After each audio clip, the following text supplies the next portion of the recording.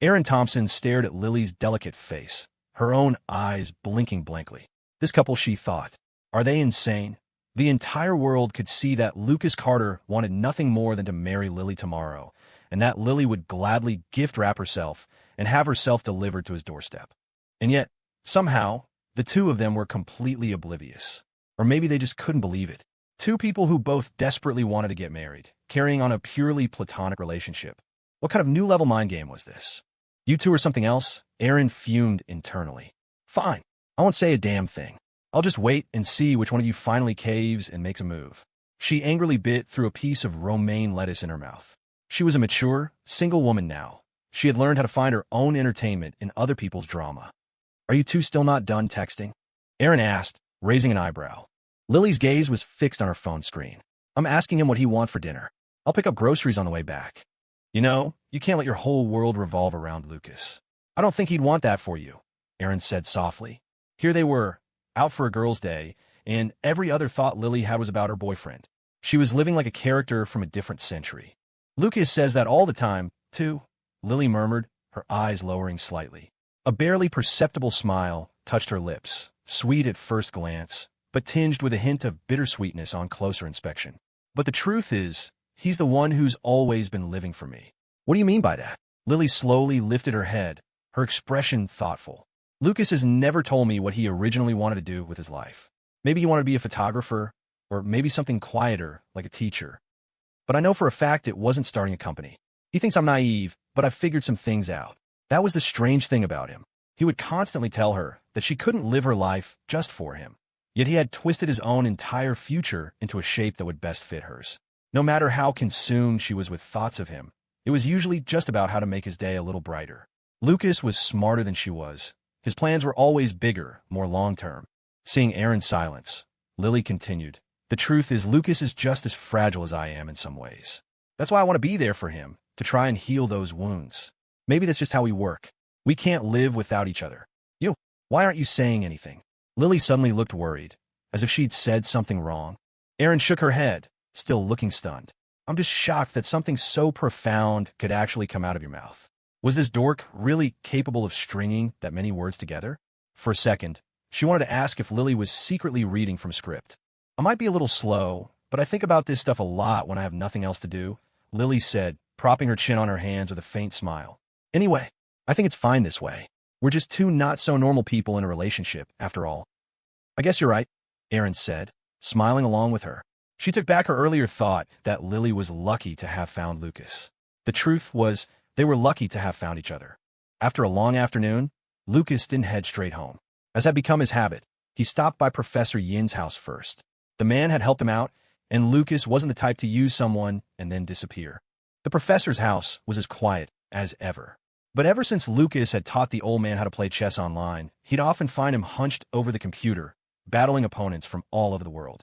This time, Lucas even saw him typing furiously in the chat, trash-talking an opponent's clumsy move. A keyboard warrior in his golden years. When Lucas got home, Lily was, as expected, already there, sitting at her desk, and turning to look at him as he came in. What did you bring back? She asked curiously. The suit for being a groomsman in Jason's wedding, Lucas said, holding up the garment bag. He set the date. It's on the 1st of next month. Wow, that's so fast, Lily remarked, her cheeks cupped in her hands.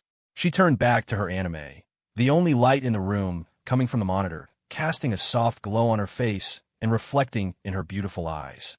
For a moment, she looked like a girl completely lost to the internet. You're not going to save enough for a new car by skimping on the electric bill, Lucas said, flipping on the living room lights and placing the suit on the coffee table. When he looked again, Lily was still staring at the screen, a dreamy smile on her face. Just as he thought. The dork either hadn't noticed or didn't care at all that Vanessa hadn't asked her to be a bridesmaid. Seriously. Being friends with her had to be the most low-maintenance relationship in the world. I think I'm really starting to like anime, Lily said with the dopey smile of someone who is shipping a couple so hard it hurt. Then you'd better wear a cosplay for me sometime. You're terrible, she pouted, giving him a look that was both playfully scolding and sweet. Then her eyes lit up.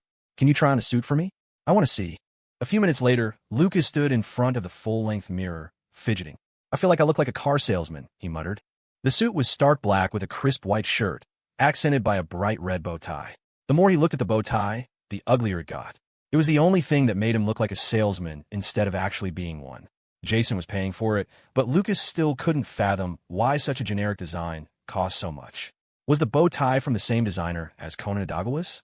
Lily circled him, touching the fabric here, pinching a seam there. Hearing his complaint, she let out a soft laugh, her dimples appearing. Good thing you're not. What? You wouldn't like me if I sold cars. Lucas huffed. TCH women. I'm not bragging, but your boyfriend could do anything to support you and be the best at it. Top salesman made bank after all. No, I'd love you no matter what you did, she said, shaking her head vigorously. She started explaining, it's just, I can't afford a car. So if you were a salesman, I'd have to work really hard to save up and buy one from you, just to help your numbers. Then I get your number, ask you out to dinner and a movie. After that, I'd pretend something was wrong with the car, so I could ask you out again. And finally, I'd find the right time to confess. As she spoke, she ticked off each step on her fingers. It was a habit of hers. Whenever she was laying out a plan or had a lot to say, she'd count it out, finger by finger. Oh my God, she's seriously thinking this through, Lucas thought, trying not to laugh. This girl's brain was going to be the death of him. Thanks. I'm very touched, Lucas said, straightening his neck to adjust the bow tie. Except your plan makes me sound less like a car salesman and more like a gigolo about to be snapped up by a sugar mama. The words had barely left his mouth when Lily's hand shot out and grabbed his bow tie. What are you doing? Lucas asked, stunned.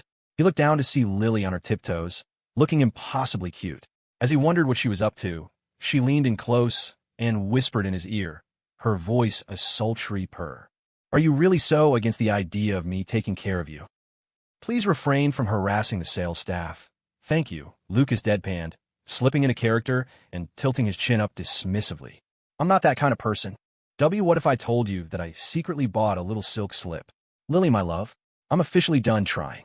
With Jason, one of the company's 2 managers, completely swamped with wedding preparations and business dinners, the bulk of the company's operations naturally fell to Lucas. He couldn't figure it out. Why was it that when his boy was getting married, he, the father figure, was the one working himself to the bone? Lily wasn't much better off, juggling 2 long-term contracts of her own. On top of that, she was voluntarily carving out time to tutor Emma in English. It was baffling how someone who aced math and physics could barely break 100 in English. No wonder Emma had been so stressed lately. Most of April flew by in a blur of work. Soon, it was the night before Jason's wedding. It was just after 9 in the evening. Are you even going to get any sleep over there? Lily asked from the living room, holding Lucas's jacket as she watched him pack. Doubt it, Lucas said, zipping his bag with his charger and suit inside. He glanced at the cans of Red Bull on the coffee table, left over from their trip to her parents' house, and tossed them in as well. He never thought they'd come in handy like this. Getting married seems like so much trouble. Lily mumbled. It's a once-in-a-lifetime thing. Of course it has to be a big deal, Lucas replied, terrified she was about to suggest they just sign some papers at a courthouse someday. Even though Vanessa's family wasn't from Seattle, the traditions still had to be observed. The bridesmaids were already with her at the apartment Jason had rented, waiting for the groom's party to arrive at dawn. The groomsmen had even more to do. They had to be up before sunrise to get everything ready, so it was easier to just stay at a hotel together rather than travel from their own homes. Besides, it was a good excuse for all of them to hang out. I'm heading out. Get some sleep. You have to be there tomorrow, too. No sleeping in, Lucas said, turning at the door to wave at her. I don't sleep in anyway. Lily pouted, watching until long after the door had closed before she turned back into the quiet apartment. Where's Dylan? Lucas asked as he walked into the hotel suite. Jason and Ryan were glued to their phones on the sofa, deep in a game. Seriously? You're using a stand-in already? Feeling the pressure, little brother? Shut up. Try playing a champion that isn't a vegetable, Jason shot back. When no one else responded, Lucas rapped his knuckles on the coffee table. The two finally looked up. Ryan checked the time. He texted half an hour ago, saying he was getting off the Amtrak. He's probably in a cab by now. After graduation, Dylan Cooper had moved back to his hometown in Oregon, but he'd agreed to come without a second thought. They were still college roommates, after all. That bond meant something. Lucas remembered how worried he'd been before freshman year about getting stuck with a dorm full of weirdos. Well, these 3 were definitely weirdos, but he'd lucked out.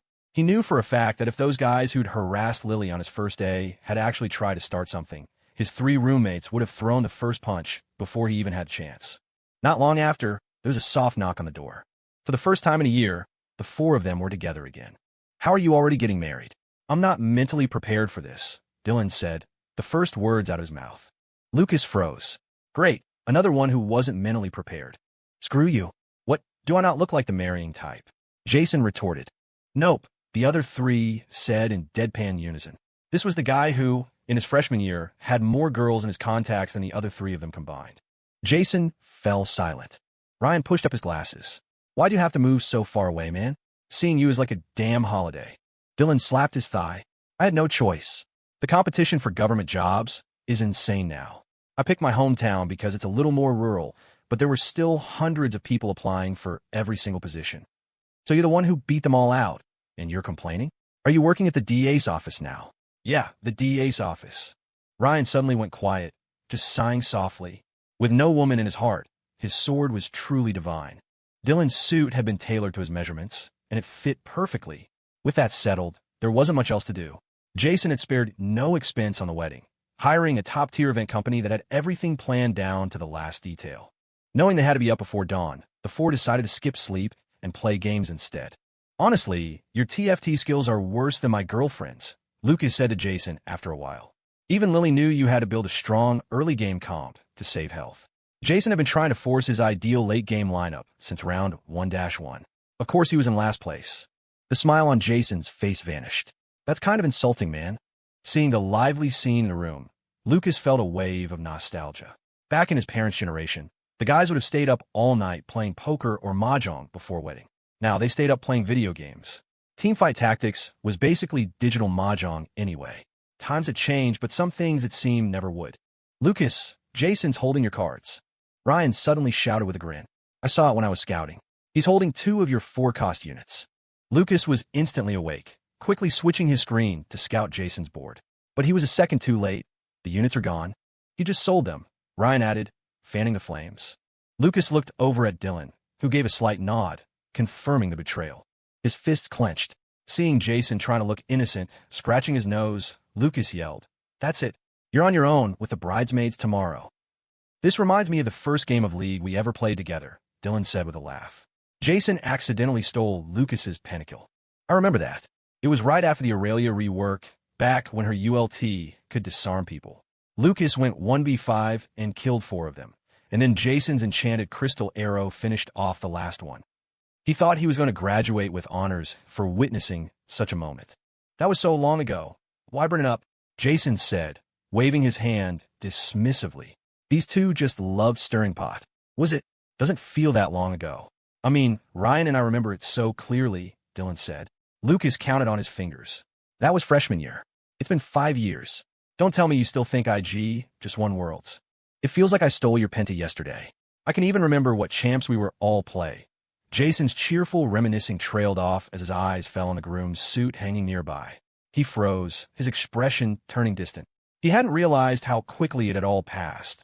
The days of arguing with his boys, of playing games, and then immediately holding a post-mortem to assign blame. The fights with his family over his major, intentionally failing exams, skipping class to hang out at arcades. All of that was over. Suddenly, he remembered the night before his last final exam retake. Vanessa had stormed into the bar, dragged him out from in front of everyone while he was completely wasted. He remembered her high ponytail swinging in the night breeze, the redness in her eyes, and the slaps she gave him. They weren't even together back then. Jason subconsciously touched his cheek. He hadn't realized just how much time had gone by. Soon, he would have a new role, new responsibilities. He was no longer a rebellious kid fighting with his parents. He was a husband, a father. He had his own little family now. He couldn't just smoke and drink whenever he wanted, couldn't lose himself in a video game or a novel when he was in a bad mood. He'd have to know how to turn down a pretty girl asking for his number and hand over his paycheck every month. To go from boyfriend to husband and father overnight. He probably wasn't ready, but he had no regrets. Jason's eyes grew misty. A small smile played on his lips as he finished the sentence he'd left hanging. I can't believe I'm getting married. The next day, May 1 ST, at 4:32 a.m., darkness still blanketed Seattle. The lights in the high-rises were out, and the streets were nearly empty, as if the entire city were still deep in sleep. Except for the entrance of one particular hotel, which was buzzing with activity. A group of men, working by starlight, had already decorated a fleet of cars with red ribbons. To the pop of distant firecrackers, or what passed for them in the city, the cars revved their engines, turning one by one to line up and head for Jason's apartment. Deep breaths, man. You're going to pick up your bride, Not walking the green mile, Lucas said from the lead car, yawning as he watched Jason sit ramrod straight, tense as a board.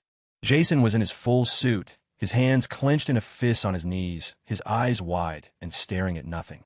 Lucas was pretty sure he'd never sat this upright in a single class his entire life. It took a full 2 seconds for Jason to process the jab. "Shut up. I just got my hair done. Don't make me mess you up." Grumbling, he muttered, "You just wait. We'll see how calm you are when it's your wedding day. Please. It's just a wedding. What's there to be nervous about?" Lucas said, amused. Jason pressed on. "What will you do if you get nervous?" "I'll eat my hat." "Did you get that all on video?" Jason asked, seeing Ryan holding up his phone. Sitting on the other side, Ryan grinned. Every word. He watched the video of Lucas looking cool and collected while making his bold claim, his smile growing wider. It was Jason's wedding day, but he was already looking forward to Lucas's. He was uploading this video to the cloud the second he got home.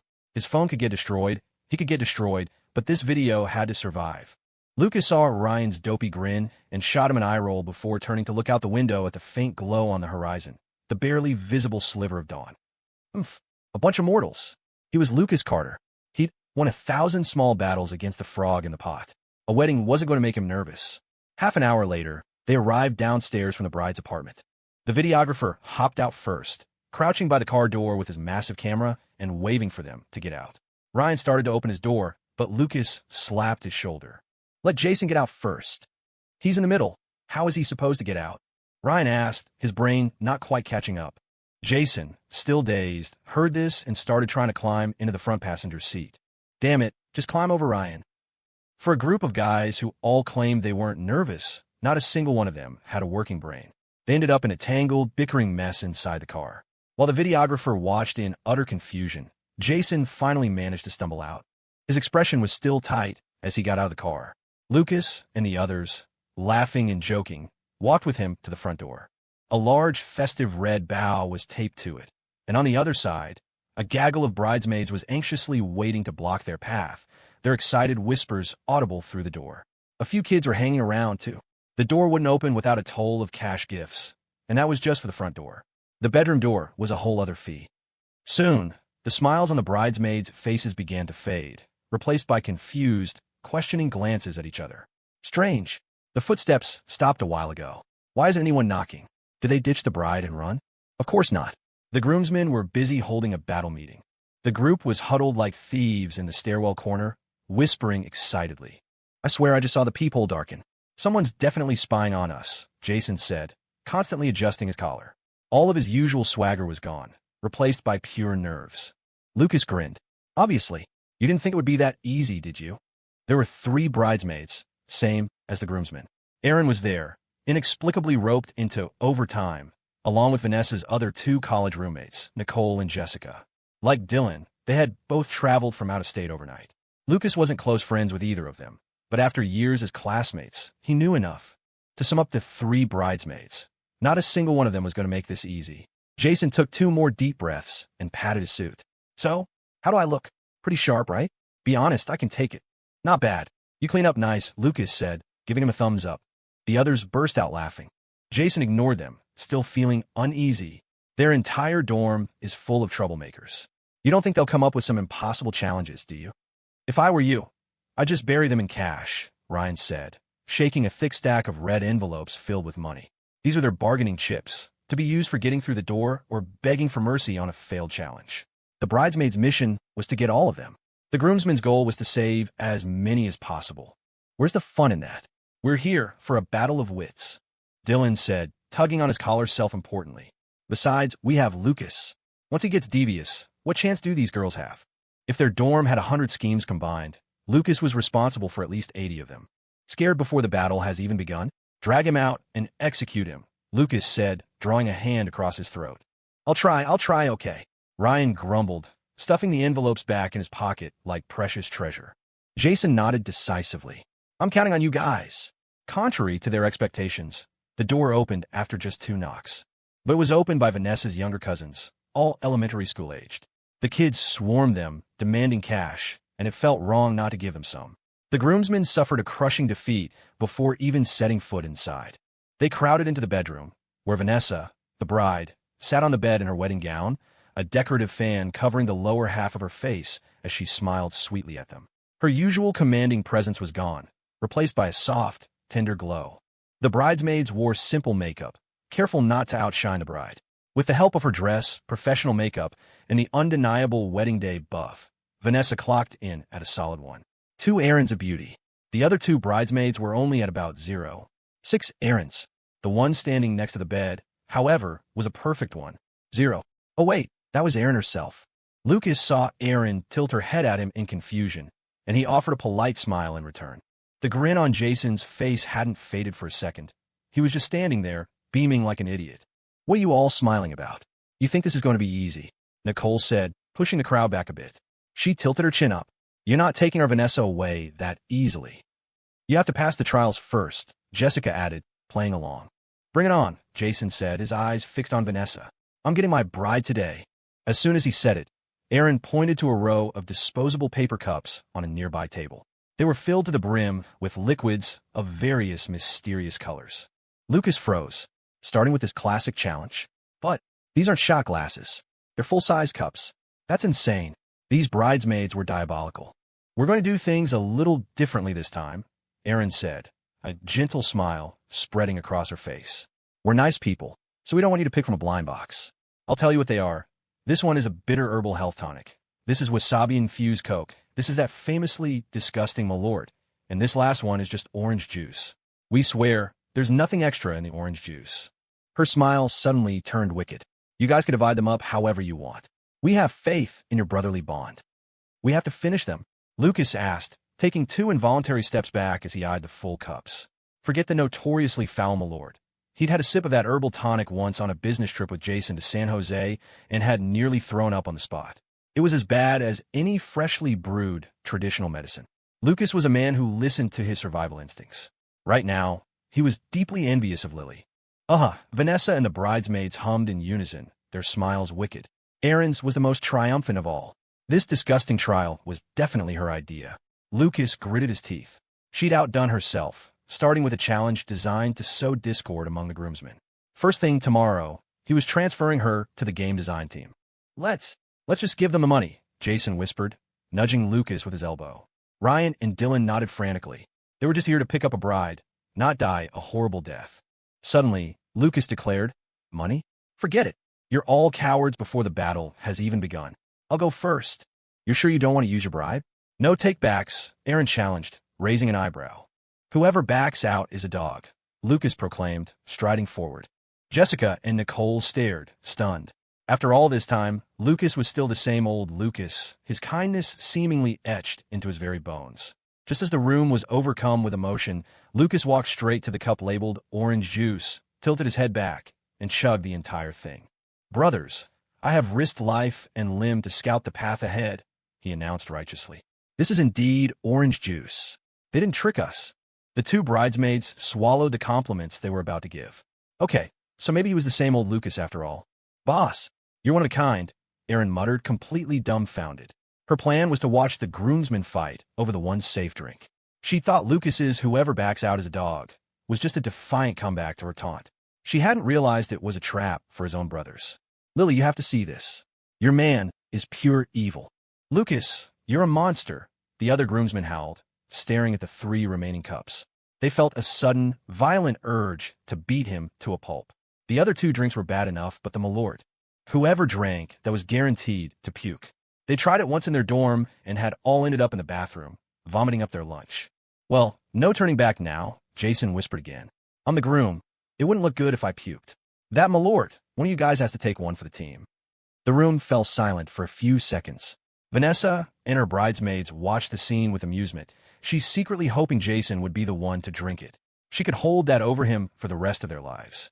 After what felt like an eternity, Ryan suddenly shouted, Everyone, stand back. I'll do it. He picked up the cup of Malort, pinched his nose, and declared, Boss, you remember this day. Remember which bastard drank the orange juice. And remember who risked his life to drink this for you. With that, he downed the entire cup. How is it? Everyone asked in unison, even the bridesmaids leaning in with curiosity. Ryan didn't speak. His expression contorted as if he'd just eaten several pounds of lemons, his whole face scrunching up. A moment later, his Adam's apple bobbed, and his cheeks puffed out slightly. Oh no, he's going to hurl. Before Lucas could react, Dylan lunged forward and clamped a hand over Ryan's mouth. A few seconds later, Ryan's cheeks deflated. He had forced it all down. Lucas felt his jaw drop. Damn, you better be at my wedding, kid. Ryan was a true ride-or-die friend. When things got real, he really showed up. Jason and Dylan grabbed the remaining 2 cups, their faces twisting into equally grim expressions as they drank. With the hardest challenge over, the rest of the games were mostly for fun. Both sides knew their limits, and there wasn't a single tacky or vulgar game to mix. The entire bride-fetching process was full of laughter and good-natured chaos. A little while later, Jason held up a pen. Can we be done now? He asked, signing a document titled Marriage Guarantee that looked suspiciously like a legal contract. In his other hand, he held a piece of instant ramen noodle that had been bitten into the shape of a heart. He took another large bite.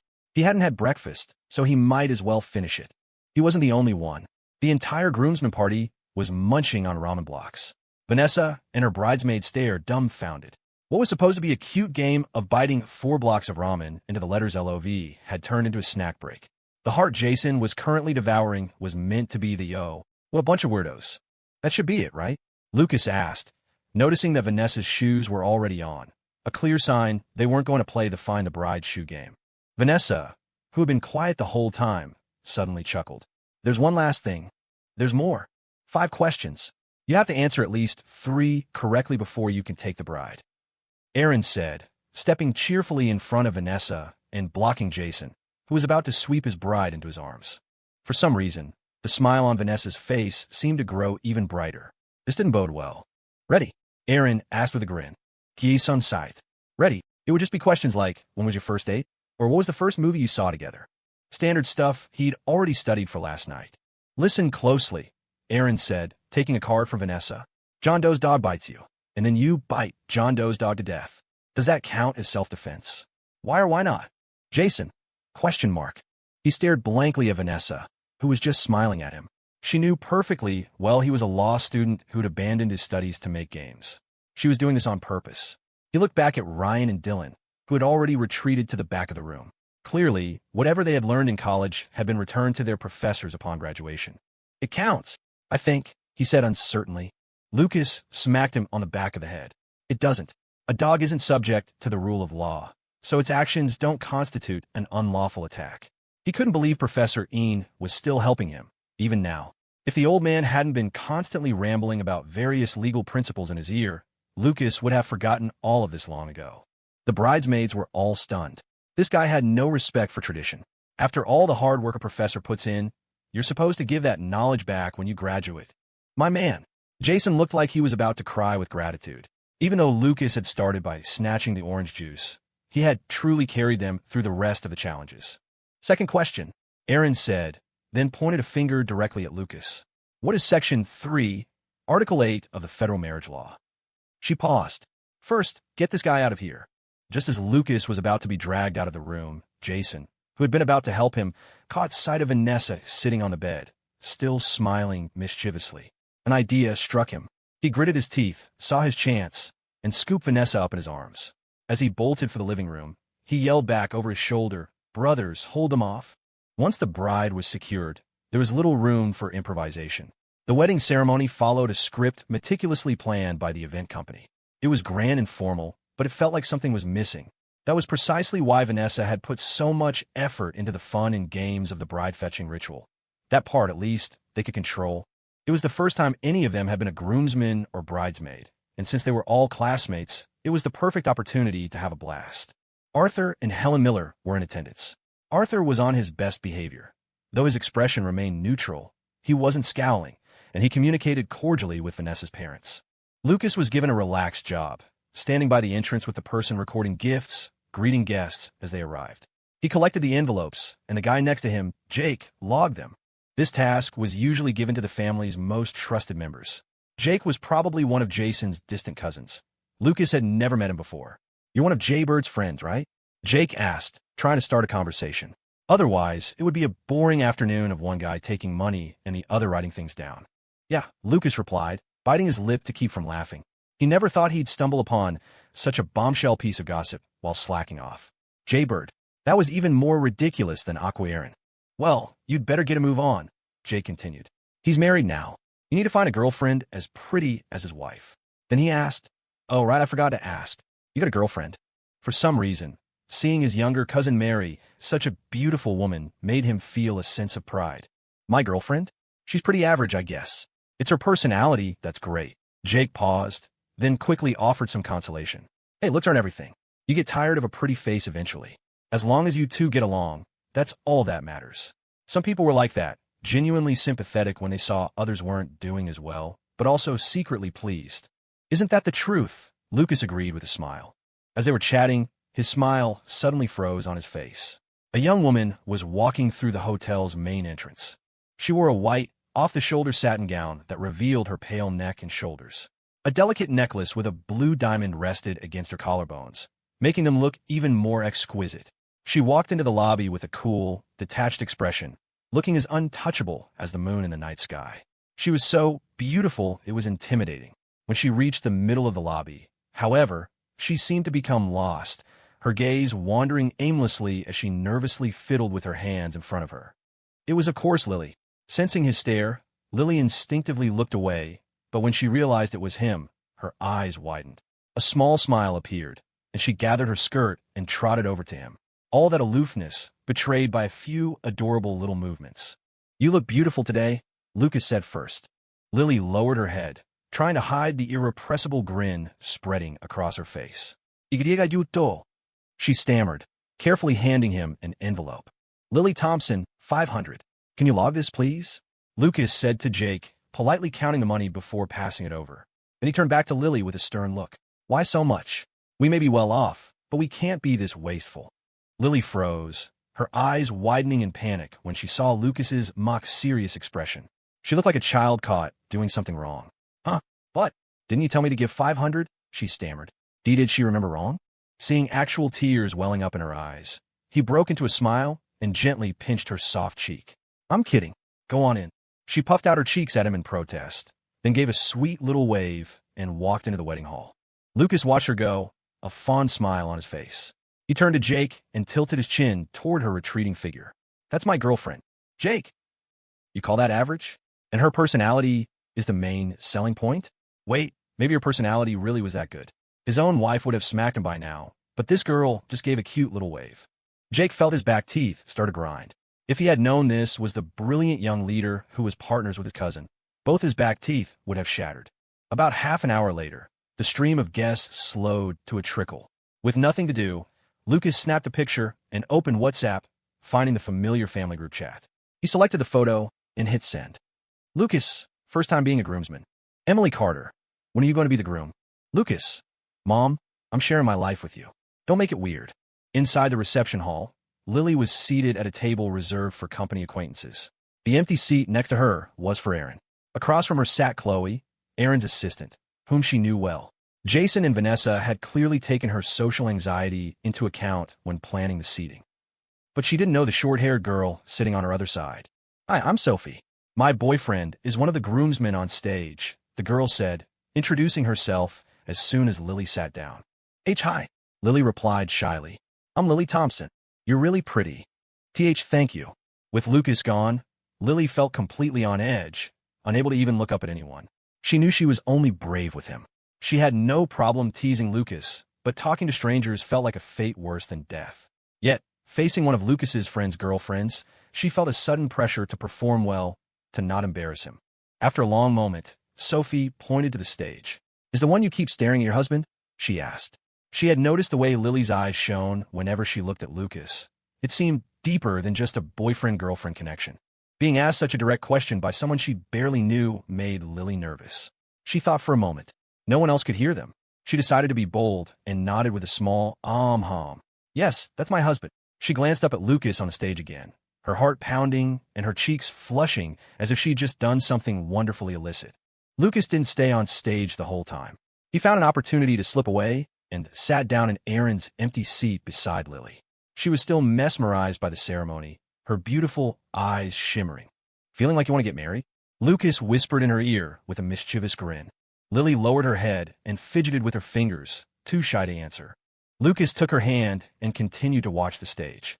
The bride and groom exchanged rings amidst a chorus of cheers. The lighting shifted, and soon, the whole room was dark except for the spotlights on the happy couple. Jason had really spared no expense. The wedding was as grand as they come. Since he had claimed the traditional Western-style wedding, Lucas thought he and Lily could have a more unique, intimate ceremony, the kind that would suit her perfectly. He remembered their anniversary last year, when she had worn that fantasy-inspired gown. She had looked like she'd stepped out of a fairy tale, like a princess from some ancient, misty land, all grace and ethereal beauty. The sight had nearly made his eyes pop out of his head. He was certain Lily would look breathtaking in a modern but timeless red wedding dress, with just a touch of makeup. Lucas nodded to himself. After must-have a bathtub, he mentally added another non-negotiable item to his list for their future. I'm going to go help run interference with the drinking. You eat up, Lucas said a little while later, seeing a table across the room starting to do toasts. He gently squeezed Lily's hand. She nodded obediently. Okay. The wedding proceeded without a hitch, a joyous occasion for everyone. Vanessa, in her wedding dress, had made the rounds with Jason for toasts and was about to sit down for a rest when a hotel server hurried over, holding a bouquet of flowers. What is it? She asked. The server held out the bouquet. A young lady who left earlier asked me to give this to you. He made sure to emphasize it was a woman. If it had been a man trying to give flowers to the bride at her own wedding, he wouldn't have touched the request with a 10-foot pole. Vanessa took the flowers, stunned. It was a bouquet of red roses with a card attached. In flowing script, it read, "Happy Wedding." Tucked behind the card was a whale-shaped necklace, glittering under the reception hall lights. Why is there a necklace? Vanessa murmured, lifting it into the air.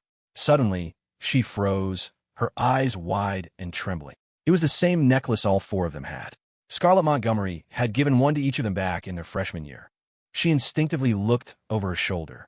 Nicole and Jessica were sitting at their table, laughing and chatting, not having gone anywhere. What did the person look like? Vanessa asked, her voice suddenly urgent. The server, startled, gestured with his hands. She was a really beautiful young lady, tall with a long ponytail. Where is she? I don't know. She left right after the ceremony ended. Meanwhile, Lily had just put down her chopsticks when her phone vibrated. It was a text from an unknown number. Let's meet. I'm at the coffee shop next door. You should be able to guess who I am. In a coffee shop next to the hotel. The decor was vintage, with a few chandeliers hanging from the ceiling, casting a soft, warm glow. Separated by only a single wall, it felt like a different world from the steel jungle outside. Soft, classical music drifted through the air, occasionally interrupted by a burst of city noise when a new customer opened the door, but the quiet, peaceful atmosphere would quickly return. By the window, a young woman with a long ponytail sat alone, her beautiful, cool eyes staring thoughtfully outside. She was lost in thought, exuding an unapproachable, icy aura. She had chosen the least disruptive way to witness her best friend's wedding. Now, this was the only way she could think of to learn about Lucas's current life without causing trouble for their relationship. A bitter smile touched Scarlett Montgomery's lips. How ironic. She had learned to think like Lucas, her methods becoming more and more like his, yet the distance between them had only grown. Miss, your latte. Thank you, Scarlett said, her hand instinctively moving to her purse before she saw the server's face and slowly retracted it. Right? She was back in States. No need to tip. Could you bring another one of these, please? Of course. As the server walked away, she returned her gaze to her phone. On the screen was a picture of Lucas on stage in his suit, a faint smile on his face as he held a microphone, giving a speech. Looking at it, she found herself smiling too. She had been so resistant to coming back, but now, she thought, it had been worth it. A moment later, Scarlett saw a familiar figure push open the door. She quickly turned off her phone and waved. The girl who entered saw her and froze for a second before pressing her lips together and walking slowly toward her. Lily was still wearing the off-the-shoulder dress from the wedding, a form-fitting style that she knew Lucas liked. Studying her, Scarlett felt that something was different. All right, she'd trimmed her bangs. If it weren't for her still timid movements, Scarlett might not have recognized her. It's often hard to see changes in people you're close to. But in just over a year, Lily had changed so much that Scarlett barely knew her. Lily felt uncomfortable under her gaze and sat down stiffly, trying her best to straighten her posture. She opened her mouth to speak, then closed it again, saying nothing. Using the reflection in the window beside her, she secretly studied Scarlett. Scarlett was the same as when they had first met, aside from her hairstyle. She still had that cold, aloof air. If she had to find a difference, it was that she was perhaps a little thinner. Maybe it was because she had felt a sense of threat from the very beginning, but both of them had an unusually sharp memory of the other's appearance. Lily could even notice subtle changes in Scarlett's features. The silence stretched on. This is for you, Scarlett said finally, pushing the second cup of coffee toward Lily. Thank you, Lily said, surprised, taking it with both hands and cradling the warm cup. It seemed a line she had rehearsed in her head. No amount of money will make me leave Lucas. We're not going to be needed. The situation was not unfolding as she had imagined. You're even prettier, Scarlett continued. It was strange. She had known of Lily for over a year, yet this was the first time they had ever spoken. Lily fought the urge to look down, forcing herself to sit up straight. You too. But you still don't talk much, it seems, Scarlett said with a small smile, then took a deep breath. In that case, I'll start. Lily nodded, waiting to hear what she would say. I wasn't planning on coming back. I'm mainly here to help my mother with her divorce, and it just so happened to coincide with Vanessa's wedding. So you don't need to be so on guard. Setting aside the fact that I'm not the type to steal someone's boyfriend, you know what kind of person Lucas is. Scarlett took a sip of her coffee and continued calmly. She had always found her own mindset incredibly strange. No matter how much she denied it, a small part of her hoped that Lucas would have a change of heart, that he would leave Lily and come back to her. Yet, at the same time, she hated the version of Lucas who would exist in that world. In fact, if Lucas ever did something like that, she wouldn't love him anymore. And she hated herself for even entertaining such a fantasy, however faint. Scarlett was grateful that the man she had always loved was gentle to his core, a man completely devoted to the one he was with. Scarlett was also in agony that the man she had always loved was gentle to his core, a man completely devoted to the one he was with. A man who would never leave Lily, who would never love another. Every time she thought about it, her love for Lucas deepened, and so did her pain. As her thoughts drifted, the girl in front of her spoke softly. Don't be too sad about your parents. No matter how wary of Scarlett she had been before, Lily's focus was now on the divorce. That was just the kind of person she was. Scarlett froze for a moment, then shook her head with a wry smile. She said softly, I've always been curious about what kind of person you are. Or rather, what kind of girl she had lost to. I am just an ordinary person. Lily said, confused. I'm not good with words. I prepared so many intimidating things to say, but now that I'm here, I can't get a single one out. I'm shy with strangers, too. I didn't dare speak to anyone at the wedding today. I probably caused Lucas a lot of trouble. But I'm so envious of you, Scarlett interrupted. Actually, I've always been envious of you, too, Lily said honestly. Now it was Scarlett's turn to be stunned. You're envious of me? For what? I envy that you got to grow up with Lucas. I envy that you had a childhood filled with him. Is that so? Scarlett murmured, a distant look in her eyes. She leaned back against her chair.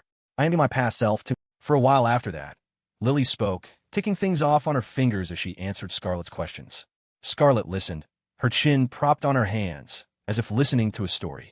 After a long time, she smiled faintly. If you're ever not good to him, I will come back and steal him away. I won't give you the chance, Lily said, suddenly lifting her head to meet Scarlett's gaze. Her expression so firm she looked like a different person. But the look didn't last long. Less than 2 seconds later, she hastily averted her eyes, her hands fidgeting nervously again. Her voice shrank. I will be very, very good to him. Always. A moment later, Scarlett recovered from her shock, a bitter smile gracing her lips. That's for the best. You have no idea how much you hurt him, Lily said, her eyes cast down as she looked at the cloudy sky outside. It was May, and the rainy season was beginning. The clouds were thick. It looked like it was about to pour. Lucas probably didn't bring a jacket. She hoped he wouldn't catch a cold. Scarlett bit her lip, silent for a long moment. It was the first time she had ever seen a hint of resentment in Lily's eyes. Just then, Lily's phone, which was on the table, vibrated. Go ahead, you can take it, Scarlett said. Lily picked up her phone. Her mouth fell open slightly, giving her a less than brilliant expression. Lucas, you're meeting with Scarlett Montgomery. She stared at the message, her jaw slack, then quickly turned to look out the window. There were only a few raindrops on the glass. No sign of Lucas. He wasn't watching her. Lucas, stop looking. I'm still at the hotel. Lily. She was completely baffled. She made a mental note to check for surveillance devices on her body when she showered tonight. Another message came through. Lucas, are you wondering how I knew? Call me honey, and I'll tell you. The more she thought about it, the more confused she got, her brain nearly overheating. Finally, she gritted her teeth and tapped out a reply.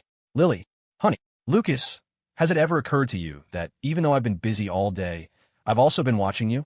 There's no one else in the world who could make my sweet dork sneak off without telling me. Lily has retracted a message. Lucas, You should be apologizing for making your boyfriend worry, not retracting messages like a child.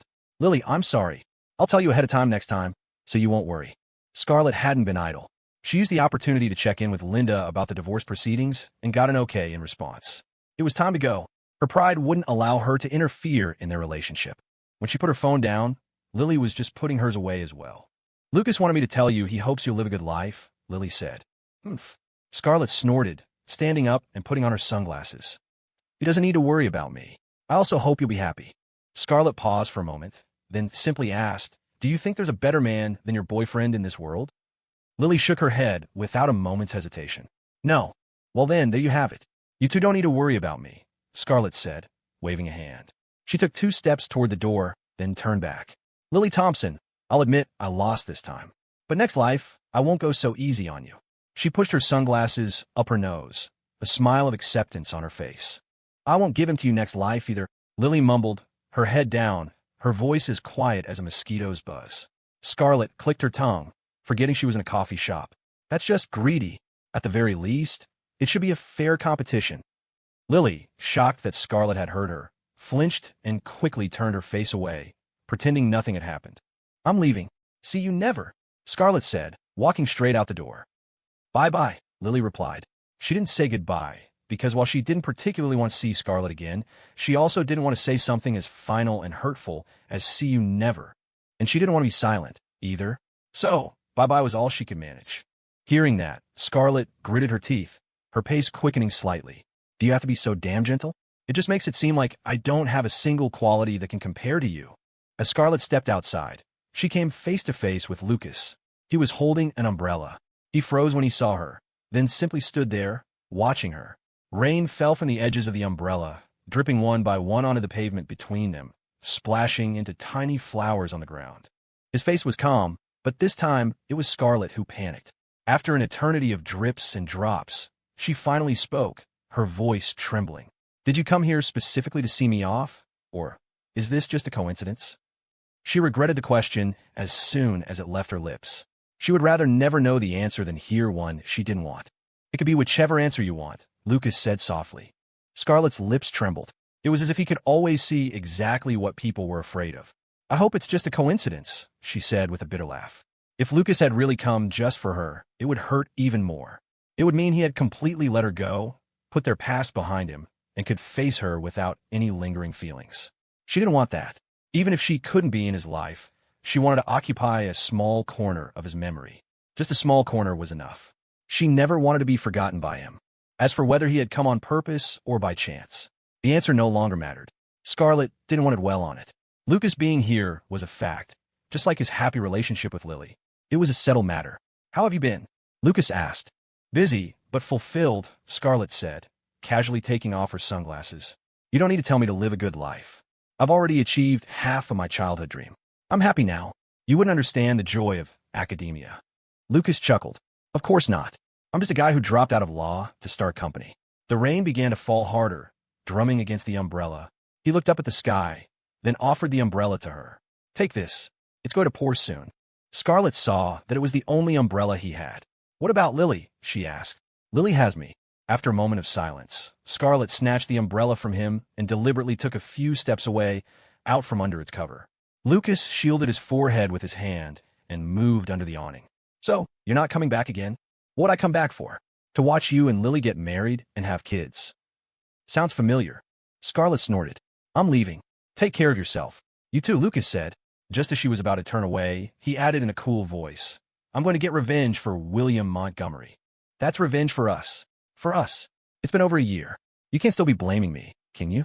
It's not fair to blame me for not being able to face you because my parents were getting divorced, Scarlett said with a smile. Isn't it better to blame him for causing my parents' divorce? If they hadn't divorced, maybe we would have been together a long time ago. With that, she turned and walked into the rain, not once looking back. Lucas watched her retreating figure for a while. He wasn't thinking about anything. He felt calmer than he had expected. As she walked, he could hear her on the phone. Vanessa, my flight is tonight. Come talk with me for a bit. If you don't, the next time you see me, your kids might already be married. After a moment, he let out a soft breath and pushed open the door to the coffee shop. As Lucas stepped out of the rain and into the warmth of the coffee shop, Scarlett happened to glance back, just in time to see the door close behind him. A small smile touched her lips. It seemed they had always been perfectly in sync at missing each other. Scarlett stood in the rain, holding the umbrella, looking at the closed door for a long time. Lucas, do you know, when I first went abroad, I spent countless nights tossing and turning. I couldn't sleep. The thought that we, who had been together every day since we were kids, were now on opposite sides of the planet. It was just too sad. Then one day, I realized that even though we were separated by 7,377 miles, we were still looking at the same moon. The moonlight that shone on me would, 12. 7 hours later, shine on you. I could let the moonlight hug you for me, whisper good night for me. And when I woke up, I could see the sun that had just said goodbye to you, rising on my horizon. So, even though I will never come to see you again, we're not that far apart. I will be by your side in a different way. Lucas, no one ever said I couldn't love you in secret, and no one ever said that couldn't last for a lifetime. After a long while, Scarlett Montgomery walked on through the rain. Puddles reflected her cold, proud, untouchable face and the gloomy sky above. She looked down at the reflection of the umbrella in the water, like a boat sailing upside down across the sky. What are you doing here? Lily asked as Lucas sat down beside her. Lucas took a sip of the latte she offered him. Can it take you home? Lily smiled and leaned her head on his shoulder, rubbing her cheek against him like a cat. So, you can stop being jealous of her now, right? Lucas asked with a grin. I was never jealous. What makes you think you're such a good actress? Lily immediately sat up straight, her gaze shifting to the side. H, how did you know? She said, flustered. We've been together for a while now. But even from the very beginning, her name has never once come up between us, has it? Lucas said, gently kneading her soft cheek. You've never even pretended to casually ask about her. To call it jealousy was perhaps too simple. It was more like a fear of someone taking him away from her. Lucas realized now that he had been too short-sighted. Thinking back, the dork had probably felt threatened by Scarlett from the very start. So, she had been a little jealous kitten all along. With this new understanding, a lot of strange little details suddenly made sense. Lucas vaguely remembered that before he had ever suggested she wear her hair down, she had shown up one day with it down just to see him. It was the morning she first made him oatmeal, right? She looked like a woman who had walked straight out of a classical painting, stunning him in his silence. That was why he'd later worked up the courage to tell her how beautiful she looked with her hair down. Back then, did you see that Scarlett wore her hair down? And that's why you wore yours down that morning you brought me breakfast? Lucas asked curiously. Lily blinked her wide, innocent eyes and scooped up a piece of pudding, feeding it to him. Is it good? I think it's nice and sweet. Lucas. Right. No need to ask. He turned to look at her as she took small bites of her pudding, a look of pure contentment on her face. Suddenly, his world felt like it was crumbling. When had Lily jumped out of the pot? It seemed this little frog had never been content to just sit in the boiling water. Let's wait for the rain to stop before we go home, Lily said, not yet finished with the cafe's desserts. Okay. After a while, Lily took Lucas's hand, her eyes lowered. You don't have to avoid talking about her, you know, she said softly. It's okay if you haven't forgotten her. I won't blame you, and I won't be angry. If you can't forget her, it must mean she has qualities that are better than mine. I'll work harder to become better than her. Her words were cut off as Lucas poked her forehead. She covered the spot with both hands, looking up at him with teary eyes. Lucas thought for a moment, then sighed with a soft smile. Most people probably have someone they think of as their one that got away. But really what they're nostalgic for is the feeling of that first spark, not the person anymore. It was like Dylan and the high school goddess he always talked about, the one he was sure he could have dated if they'd gone to the same college.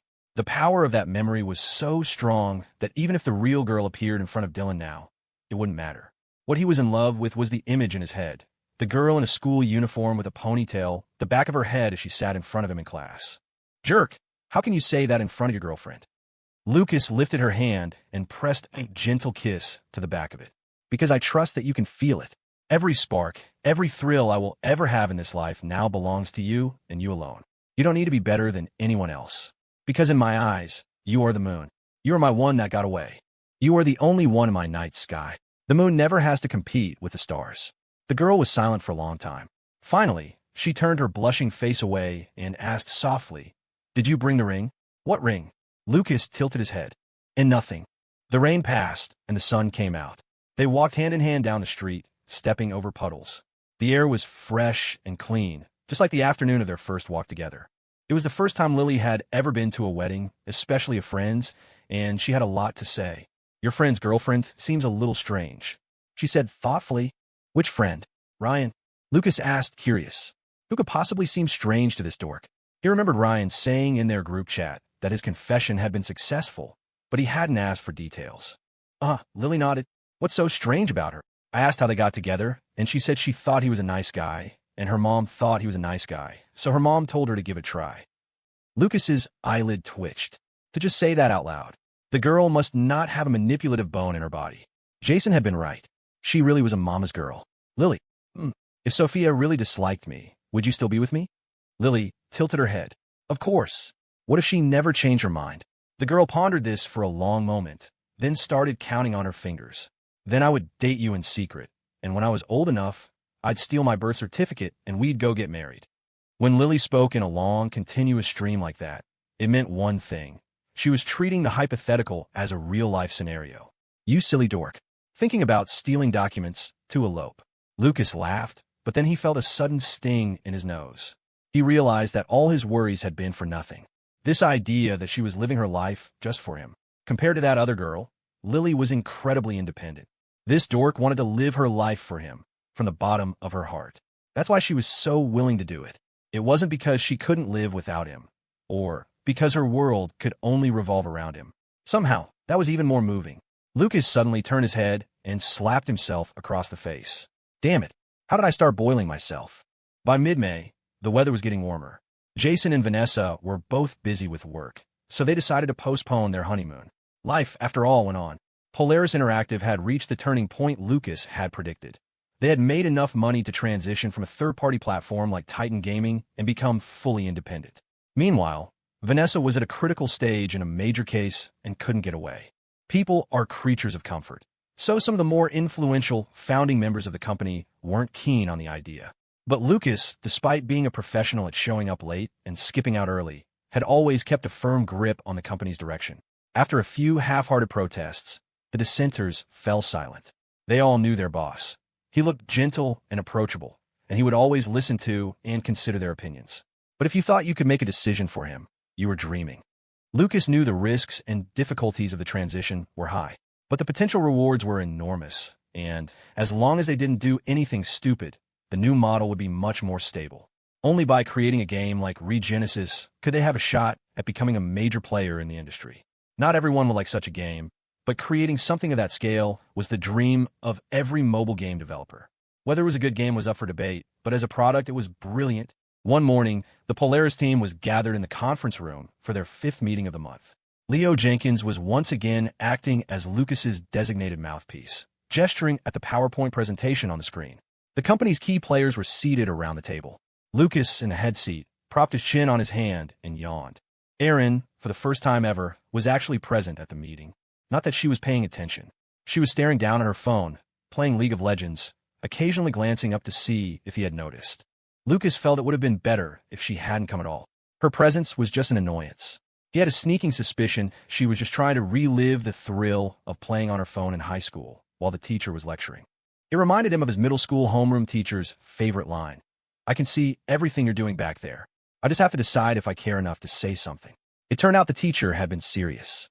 Even though Lucas hadn't become a teacher, he was now experiencing the same thing from the other side. I'm so sorry, Mrs. Davison. I shouldn't have cooked Instant Hot Pot in the back of your class. Anyone who had ever skipped class or feigned sickness could understand the feeling. Playing video games at home while knowing your friends were suffering in school made the game 10 times more enjoyable. Erin, am I just a part of your little power fantasy? You're a menace. Just then, Leo, who was speaking, sighed. It feels like it's getting hotter every day. An idea struck Lucas. He raised an eyebrow at Erin. Our lead artist, do you have any thoughts on this proposal? Erin froze, then awkwardly brushed her hair back. I think. It's great. Yes, very good. The room erupted in laughter.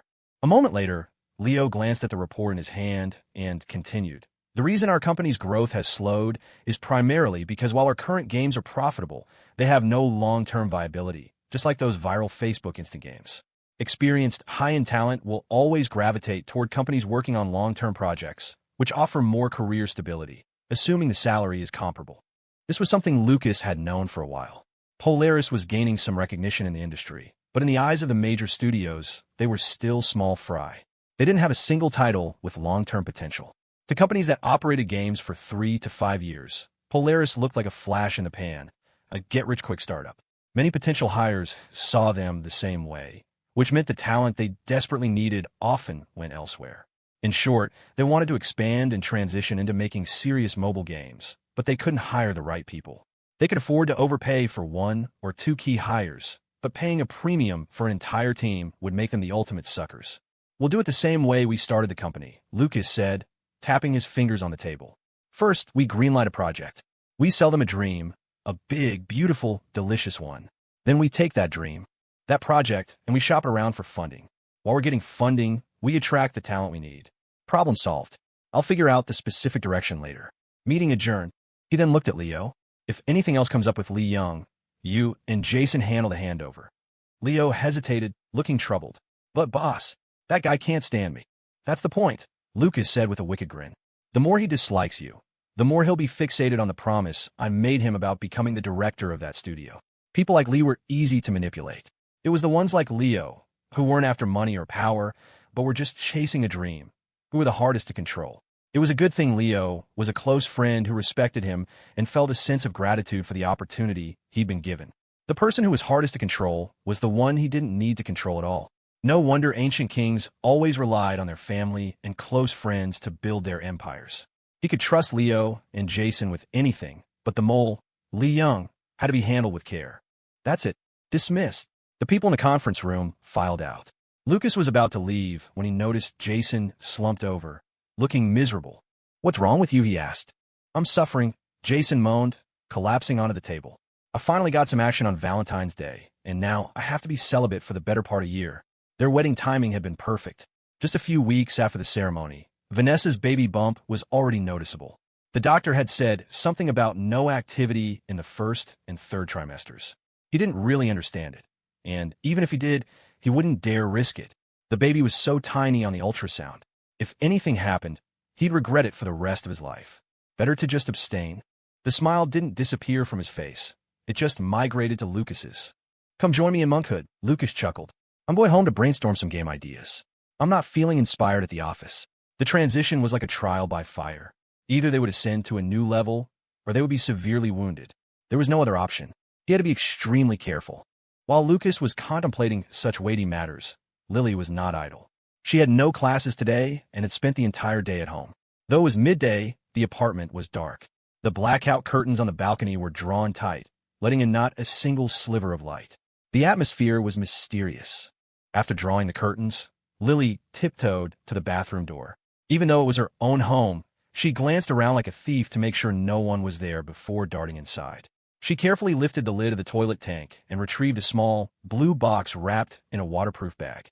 The packaging was intact. Lucas hadn't found it. The girl let out a triumphant little huff. She'd learned this trick from a TV show. Silly Lucas would never guess I learned how to hide. Hide this kind of thing from watching Breaking Bad with him. I guess I'm pretty smart after all. A moment later, she took the blue box back to the living room and sat down at the computer desk. She had confiscated it from Lucas ages ago, but this was the first time she had ever seriously examined it. It was a blue cardboard box with the words 10 count printed clearly on the front. Taking a few deep breaths, Lily summoned her courage and tore open the plastic wrap. Inside were 10 small, square plastic packets. Running her fingers over one, she could feel the distinct outline of the small ring inside. In her nervousness, her hand slipped and several of the packets scattered onto the floor. She scrambled to pick them up, recounting them to make sure none were missing. If the factory had shorted them one, she would have spent the entire day searching for it. Along with the packets was a small, folded instruction manual. Lily unfolded the paper and began to read it, word by word. After a few moments, her cheeks were burning. "WY are there diagrams? I don't need to learn how to put it on." And "love boldly." Shameless. She silently condemned the packaging for a moment, then became completely engrossed in her research. Do not damage this product with sharp objects. Surely no one is dumb enough to break one of these, Lily thought to herself. After some time, she suddenly tossed the box into a drawer, refusing to look at it again. The single packet she had opened for the sake of her critique was already in the trash. But looking at the trash can by the coffee table, she felt a growing sense of unease. A few minutes later, Lily went back to her room and emerged wearing a baseball cap, a face mask, and sunglasses, completely disguised. She had even double-bagged the trash, making it a solid, opaque black bundle. After checking her reflection to confirm that even she wouldn't recognize herself, she crept downstairs with the bag. Just as she was about to exit the building, she ran right into Mrs. Gable, her neighbor, who was returning with her grandson. Mrs. Gable froze, and the little boy beside her shrank back in fear. The atmosphere turned instantly awkward. "Hello, Mrs. Gable," Lily mumbled, her head down, wishing the floor would swallow her whole. It took Mrs. Gable a moment to recover. "Oh, it's you, Lily. Goodness, child. What are you doing dressed like that in this heat? You gave me a fright. I have a cold. You young people, honestly, you shouldn't be running the AC before it gets really hot. You hear?" Lily nodded repeatedly, and seizing a gap in the lecture, she quickly said, "Bye, Mrs. Gable," and fled down the stairs. Mrs. Gable watched her go, her eyes on the dark plastic bag in her hand, and clicked her tongue. It was a good thing she knew the girl was sweet. If it had been anyone else, she might have suspected they were disposing of a body. After getting rid of the evidence, Lily returned to the apartment. Without even changing, she collapsed onto her desk, burying her face in her arms and lying perfectly still. A moment later, she let out a few whimpers of pure shame. Lucas was always calling her clever, but he was the dumbest person alive. Before, when she had worries on her mind, he was a total pervert, always whispering in her ear, asking when it would be okay. Now that she was free of those worries, he was acting like a perfect gentleman. Did he really expect her to serve herself up on a silver platter and say, "I'm ready. You can have your way with me now"? How humiliating. She would never. Maybe I should ask Aaron again, but asking someone about this kind of thing, it just feels so weird. Whatever. What's there to be afraid of? The worst that can happen is, it'll hurt a little. Just as she was steeling herself, Lucas opened the door. He paused, seeing the dark apartment, and double-checked that he was at the right address before stepping inside. "What are you doing?" he asked curiously. Lily quickly turned her face away. "And nothing." "Why did you buy so much beer?" Lucas asked, walking over to the desk and looking at the several bottles in a bag. "The supermarket gave them to me for free," Lily said, her eyes darting away. The truth was, she had bought them on impulse after hesitating for a long time at the store. She was feeling a bit nostalgic for the state she had been in that one night she'd had too much to drink. If only her mother had been better back then, she could have used the alcohol as an excuse to pin Lucas to the bed, and she wouldn't be trembling with indecision now. Afterward, she could have blamed it all on the alcohol. It would have been Lucas who took advantage of her while she was drunk. She, the innocent Lillipad, would have struggled in vain, tragically falling into his clutches. The perfect plan, but then again, that felt wrong. Something this important shouldn't be so casual. Lucas blinked, utterly shocked. That was a new one. He'd never heard of a supermarket giving away free beer. "Next time they offer you free beer, see if you can get soda instead. Neither of us drinks this stuff." Okay, the girl nodded, looking perfectly obedient. "I'll go make dinner." Watching her back as she went into the kitchen, Lucas narrowed his eyes. He had a feeling this dork was up to something. Was she secretly watching those kinds of movies again? He couldn't figure it out. Her brain just didn't operate on a normal logical plane. Hearing the sounds of cooking from the kitchen, he gave up trying to solve the puzzle. He opened the balcony curtains and sat on the sofa with Dottie in his lap. Dottie had gotten fatter, and along with her physical size, her ambition and territorial claims had also expanded. The silly cat had started venturing into his bedroom. He'd woken up from a nap one afternoon to find her sleeping on his chest. "Transform," Lucas commanded, pointing a finger at her. Meow. As Lucas was playing with Dottie, he heard light footsteps. He looked up to see Lily walking back and forth from the kitchen, carrying plates, wearing the silk slip dress he had bought her. In Seattle, May was basically summer, not far off in the heat of June. This dork was walking around the house in a slip dress every day, her long, pale legs flashing, and above them, a wide expanse of smooth skin and delicate collarbones. To make matters worse, the dress was slightly backless. Lucas's 22-year-old body was having a hard time handling it. Honestly, the moment she had told him she'd bought the slip, he had been thrilled. And the first time he had held her while she was wearing it, it had been even better. It was much more convenient for his roving hands than her old button-up pajamas. But now it was torture, a veritable form of cruel and unusual punishment. He felt like a starving wolf forced to watch a juicy steak dangle in front of him day after day. He was really at his limit. That was why he didn't dare hold her too tightly when they slept anymore, afraid that in a moment of weakness, he would do something she wasn't ready for. He had waited this long. He had to hold out until she was completely comfortable. Lucas crossed his legs and forced his gaze away from Lily as she set the table. "Nope, I have to find a way to test the waters." I bought you a pair of running shoes and some workout clothes, Lily said suddenly during dinner. Lucas swallowed his food, looking at her in confusion. Thanks, but I don't like to exercise. I know. That's why I bought them for you. Lucas, what kind of logic was that? As he was trying to figure out, Lily sat down next to him, wrapped her arms around his, and started to gently rock back and forth. Will you go running with me every morning from now on? Please. Lucas smirked. Silly dork, so that's what this is about. What's in it for me? Lily glanced down at the hand that was now stroking her thigh. Aren't you getting your benefits right now? This stupid dress, she thought. I never should have bought it. She was working herself to the bone for this man's health. This doesn't count, Lucas said shamelessly. He could feel himself getting dangerously aroused and quickly changed the subject. Why the sudden interest in my fitness? Look, I still have abs. He lifted the hem of his t-shirt to reveal the faint but visible lines, a perk of having low body fat. He wasn't out of shape, just lazy. His climb up Mount Rainier had been a case of his mind giving up before his body did. If Lily weren't holding him back, he'd show her just how much stamina he had for things he was interested in doing. Please? I'll even run with you. I'm begging you. I need benefits, Lucas said, eyeing her sideways. He was at his breaking point, but he gritted his teeth and held on, trying to press his advantage. Any concession from her at this point would be a huge win for him. But if he showed his hand too early, it would all be for nothing. This was a negotiation, after all. How about this, she offered. You just have to keep it up until your birthday. Okay. My birthday. Lucas had to think for a good long moment to even remember his own birthday. Lately, the only date on his mind had been Lily's.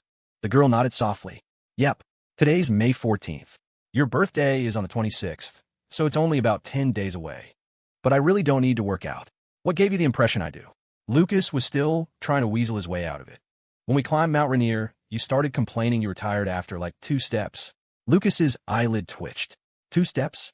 That goofball had gone 2 straight hours without a single break at the start of the hike. The fact that he'd managed to keep up with her for that long was, in his opinion, a monumental achievement. Lily, oblivious to how fragile his defenses were, saw him freeze up and leaned in closer. Her lips hovered near his ear as she continued her sweet-tongued persuasion. Come on, honey. Just say yes. I promise I'll make it worth your while. A strange thought crossed Lily's mind. Normally, when a girlfriend acted this cute and flirty, it was to get her boyfriend to buy her a new lipstick, a purse, or some makeup. Here she was, using all her feminine wiles on Lucas, and all for his own good. How did that even work? Lucas couldn't take it anymore. Her soft, alluring words were burrowing straight into his soul. He cleared his throat forcefully and waved a hand in surrender. Fine, fine. I'll do it, okay? But only until my birthday, he added quickly. Not a single day more. Now, that was the kind of precision befitting a future law school student. My boyfriend is the best. Lily's face lit up.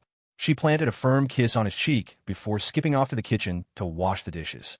Lucas heard her words and tilted his head, a nagging feeling that something wasn't quite right. That afternoon, Lucas didn't go back to the studio. He sat on the sofa like a statue, eyes glued to his laptop screen, deep in thought about the challenges facing his company. Lily was at her desk, as she usually was, streaming her digital art session. She never used a microphone when she streamed, preferring to let soft, relaxing music fill the air as black lines danced across her digital canvas. Noticing that Lucas seemed to be concentrating, she put on her headphones. The living room fell silent, the only sound the gentle scratch of her stylus on the drawing tablet. This had become a familiar scene for them. Both Lucas and Lily often needed quiet time to work, and they had an unspoken agreement not to disturb each other, simply enjoying the silent comfort of the other's presence. Lucas cherished these quiet moments. Whenever he felt a little tired, he could just look up and see the person he loved sitting right there, and a profound sense of peace would wash over him. He let out a quiet sigh and returned his gaze to the laptop screen. A real, high-quality mobile game couldn't survive on marketing hype and herd mentality alone. But coming up with a truly novel and polished game was incredibly difficult, and hard to even brainstorm. Besides the obvious answer, an open-world game, he couldn't even settle on a genre or a theme. After a long while, the shadow of the succulent on the balcony had crept westward across the floor. Lucas, having grown tired of messing with his own hair, was now cleaning his ears with an ear pick. When you're stressed, you'll do just about anything for relief. The neat little pile of shredded paper on the coffee table was a testament to that. Just then, Lily finished her rough draft. She stood up, stretched luxuriously, and, seeing Lucas cleaning his ears, walked over with a curious smile. Let me help, she said softly. Lucas glanced at her. I'm de-stressing. Lily sat beside him, resting her head gently on his shoulder. Is the studio not doing well? It's not that it's not doing well. I just don't have a clear path forward. Lucas explained the company's current situation and what he was planning to do, then sighed. So, if this works, we'll be set. But if it fails, we could lose everything we've made so far. That was the worst-case scenario. From the very beginning, he'd set a hard rule for himself. No loans, and no touching his family's money. That way, no matter how badly he failed, the worst that could happen was ending up back at square one. He wouldn't be buried in debt or, even worse, drag his family down with him. The responsibility was his and his alone. I thought it was some insurmountable problem. You looked so worried. After processing everything, Lily gently squeezed his hand. A small, sweet smile touched her lips. What does it matter? She said softly. If it comes to it, I'll support you with my art. Lucas stared at her, stunned. He'd expected her to tell him to think twice, to reconsider this gamble with the hundreds of thousands of dollars they'd earned, or at least hug him and offer some words of comfort. But she'd done neither. This girl was supposed to be a little money lover. How could she be okay with risking it all? Do you have any idea what I'm talking about? Lucas turned to her. This innocent goofball probably didn't even grasp the concept of that much money. I did a rough calculation. We got at least $800,000 liquid right now. If we just put that in a savings account, we could live off the interest for the rest of our lives without ever working again. All that money. You don't have any desire to spend it? You're really okay with me risking all of it? The girl blinked, her mouth slightly agape. We have that much money. Yeah, that's why I said I could support you for the rest of your life, even if you didn't want to draw anymore. Lucas breathed a sigh of relief. Finally, the little penny pincher understood just how reckless his plan was. But Lily's sweet smile never faded. She reached up and cupped his face in her hands. But I can see it in your eyes. That's not what you want. Lucas was speechless. He might enjoy slacking off, but when it came down to it, even he couldn't deny he had ambition. It was like how few men could resist the allure of building an empire from the ground up. Besides, the studio wasn't just his anymore. Jason and Leo had joined because they believed in him, and countless others were relying on him for their paychecks. As he was lost in thought, the girl spoke again, her voice full of earnest conviction. I support you. Sensing his stare, Lily looked away, a little shyly. And I believe in you. You're smarter and more capable than anyone. To Lily, Lucas was the most brilliant person she had ever met. Of course, he was only a tiny bit smarter than her, the world-famous Lillipad. Just a smidge. No more than that. Lucas shook his head with a wry smile. It's not that easy. If this goes wrong, your boyfriend will be wiped out completely. You're always calling me dumb, but you're just as stubborn as I am. I already told you, if worst comes to worst, I'll support you with my art. Lily took his hand and started ticking off his fingers as she explained softly. I keep a budget, you know? We don't actually spend that much money. We don't eat out a lot, so our daily expenses are mostly just groceries. Even with utilities and clothes, it's not that much. And right now, between my streaming, ad revenue, and commissions, I make a few thousand a month. On a good month, it could be $5 or $6 grand. So even if you're not making money, I can support both of us just by drawing. Lily wasn't worried at all. This was a business venture, not a gambling addiction. And besides, Lucas wasn't the type to give up after one failure. And even in the absolute worst-case scenario, if he really did lose all his drive, he had quietly loaned her $15,000 for her mom's surgery without a second thought. So what if she had to support him for the rest of his life? Think about it. Have we even touched the money you've earned? No. Lucas knew this was true. His debit card was always at home, and the PIN was Lily's birthday. But for the longest time, Lily had been the one paying for their food and daily expenses. Mostly because he never went grocery shopping and had no habit of picking out his own clothes. Over time, Lily had just taken over all of it. He was pretty sure even the body wash in their shower was bought by her. And the big house. Lucas mumbled. I was planning to use that money to buy a house. You saw Vanessa's place, it's huge. I think our apartment is just fine. At Vanessa's place. I feel like it's a trek just to get to the bathroom. Lily placed a finger on his lips, not giving him a chance to get stuck in another loop. Don't be sad, okay? Just pretend all that money is already gone. From now on, I'll take care of you. As she thought about it, the idea didn't seem so bad. Lucas wouldn't even have to go to the studio. He could stay home with her all day while she drew. After they got married, he could even look after the kids. Then he wouldn't be able to bully her so easily, right? Lucas couldn't help but chuckle. He was just afraid of failing, not looking for a handout. If the worst really happened, he'd sooner go work construction than sit at home and let Lily support him. But thanks to her, the pressure crushing him suddenly lifted. He wrapped his arms around her, pulling her into a hug and inhaling her unique, sweet scent. "You silly goofball, always thinking about being my sugar mama." Lily pouted, not convinced. She poked his Adam's apple. "I'm the one who cleans the apartment, washes the dishes, and cooks every day. You just eat while playing on your phone and leave as soon as you're done. Aren't I already taking care of you? Don't say another word." Lucas's mouth twitched. He suddenly felt like a complete freeloader. It had been a while since he'd cooked. Damn it. Turns out he was the one getting spoiled. "I'm going to clean your ears," the girl announced suddenly. "I have a reasonable suspicion you just want to play. I'm cleaning your ears. Stop kissing my thigh, it tickles."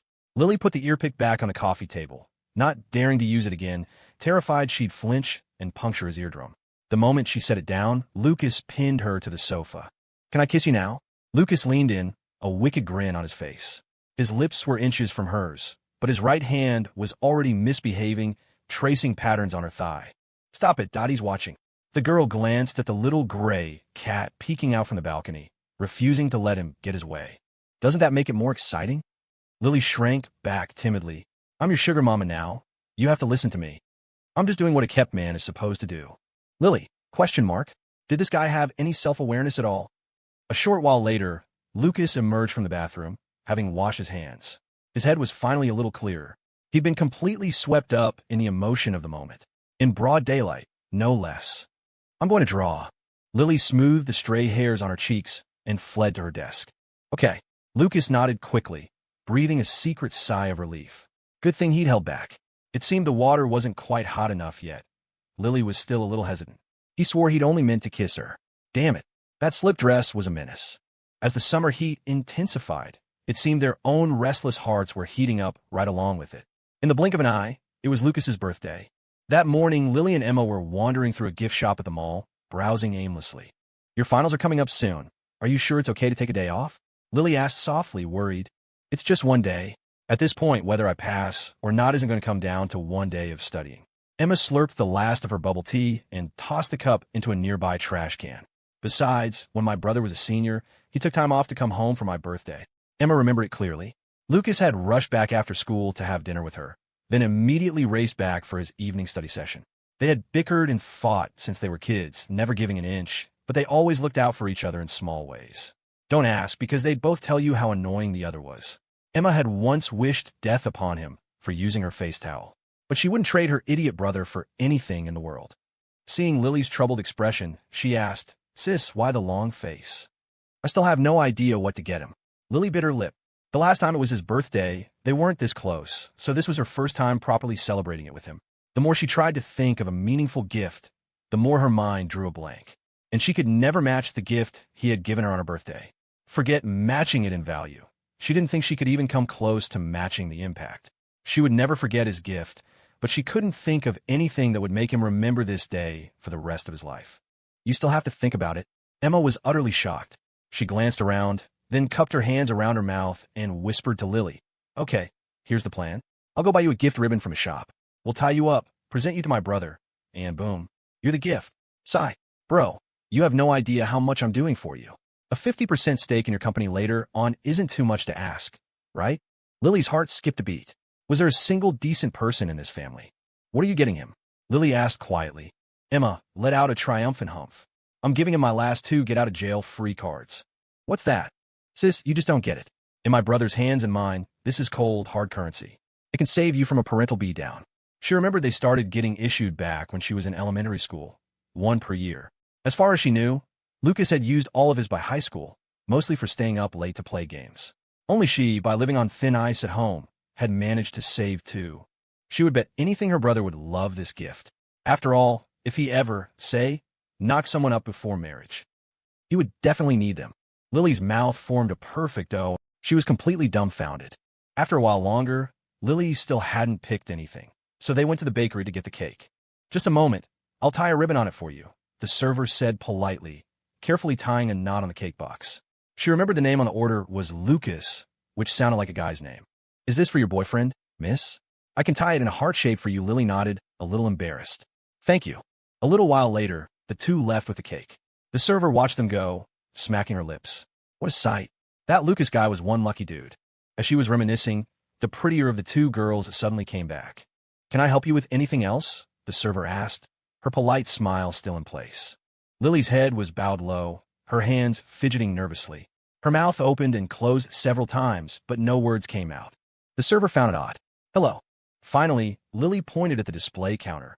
"P, please. Could I have one of those gift ribbons?" "Sis, what did you run back there for?" Emma asked, hands in her pockets, a curious look on her face. It had only been a semester since the new year, but she felt like her sister-in-law had changed more than she had during her entire sophomore year of high school. She was much cuter now than when she used to go half a day without saying a word, except when she asked about Emma's grades. Lily stuck her hand in her pocket, hiding the red gift ribbon deeper, terrified Emma would see it. "Nothing, I just forgot something," she mumbled, looking away. How could she tell Emma the truth? Her little sister would think her future sis-in-law was a total weirdo. "Want to check out the gift shop somewhere else?" Emma flicked her ponytail. She wasn't in any hurry. Spending the day wandering around with her sis was a nice break. Oh, right. She wasn't officially her sis-in-law yet. Most people waited until after the wedding to use that title. The only reason she got to call her that now was because she'd been so persistent that Lily had finally given in. Why was her brother so useless? Seriously, so useless. Though Robert and Emily never said anything, Emma had secretly looked at their diplomas once. Doing the math with Lucas's birthday, she'd figured out that her mom had been pregnant with him before she even graduated college. And look at Maya's dad, married right after graduation. No one in their family line was a slacker. Even little Maya was the demon everyone knew her to be. The only normal, well-behaved one in the whole Carter clan was her, Emma. And yet, her brother had made zero moves. He was bringing shame upon the Carter name. Emma secretly gritted her teeth. When she looked up, she saw Lily slowly shaking her head. "No, let's just bide here. I suddenly know what I want to give him." Lily pressed her lips together. Lucas had given her 2 gifts for her birthday, so she had to be extra thoughtful this time. You could still reconsider my earlier suggestion. Compared to giving him yourself, everything else is just lame." Emma hadn't given up, whispering into Lily's ear again. "Why you can't bully your own sister?" While the 2 girls were busy getting things ready for Lucas's birthday, Lucas himself was proceeding as usual, sleeping in as late as possible before heading to the studio. He didn't feel particularly special. He'd never cared much about his own birthday. If he had to pinpoint a reason, it was probably because he never liked cake. He'd always have one small slice and be done with it, leaving the rest for Emma to devour. So, in his subconscious, his birthday had always been the day Emma gets to stuff herself with cake. Naturally, he never looked forward to it much. The moment he pushed open the studio door, a group of people shouted in unison, "Happy birthday, boss." "How did you guys know it was my birthday?" Lucas asked, completely bewildered. Chloe, sitting at her workstation, tilted her head. "Did you really think your date of birth on your employee file was a state secret?" After a 2-second pause, Lucas put on a deliberately surprised expression and prompted, "So, where are my presents?" "All the employees." Was that something a normal person would say? Weren't you supposed to be moved?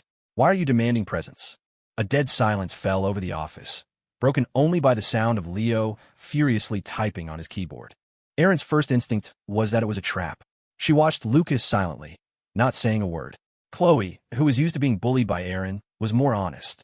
She looked around blankly and said, "Sorry, boss, we didn't prepare anything."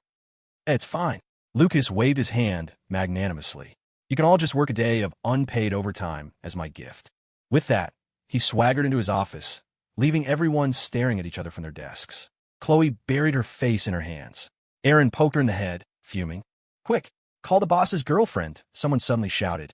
When Lucas walked into the office, Jason was running a hand through his hair while staring at a stack of reports. That was the life of a gaming company lead. Besides managing the company, you had to keep a finger on the pulse of the market. "Hey, it's your birthday?" Jason said, looking up when he saw Lucas. Lucas nodded, slumping into the chair opposite him. Jason waved a hand generously. "Same as always. Go pick a skin in the shop. It's on me." Gift giving between guys was never elaborate. Offering to buy a skin or a game on Steam was already the mark of a top-tier bro. That was back when we were unemployed. "You're CEO now, Jason. Is a skin really an appropriate birthday gift from one professional to another?" "Dude, I'm broker now than I was in college." "I don't believe you." Lucas wasn't buying it. Even after the wedding and the house, he knew this guy had some cash stashed away. Jason grinned, pulling Lucas closer and whispering, "I'm a married man now. Buying you a skin means using my own secret stash of money. Bro, you have no idea what a huge sacrifice that is." He kept his voice low, afraid it would carry outside the office.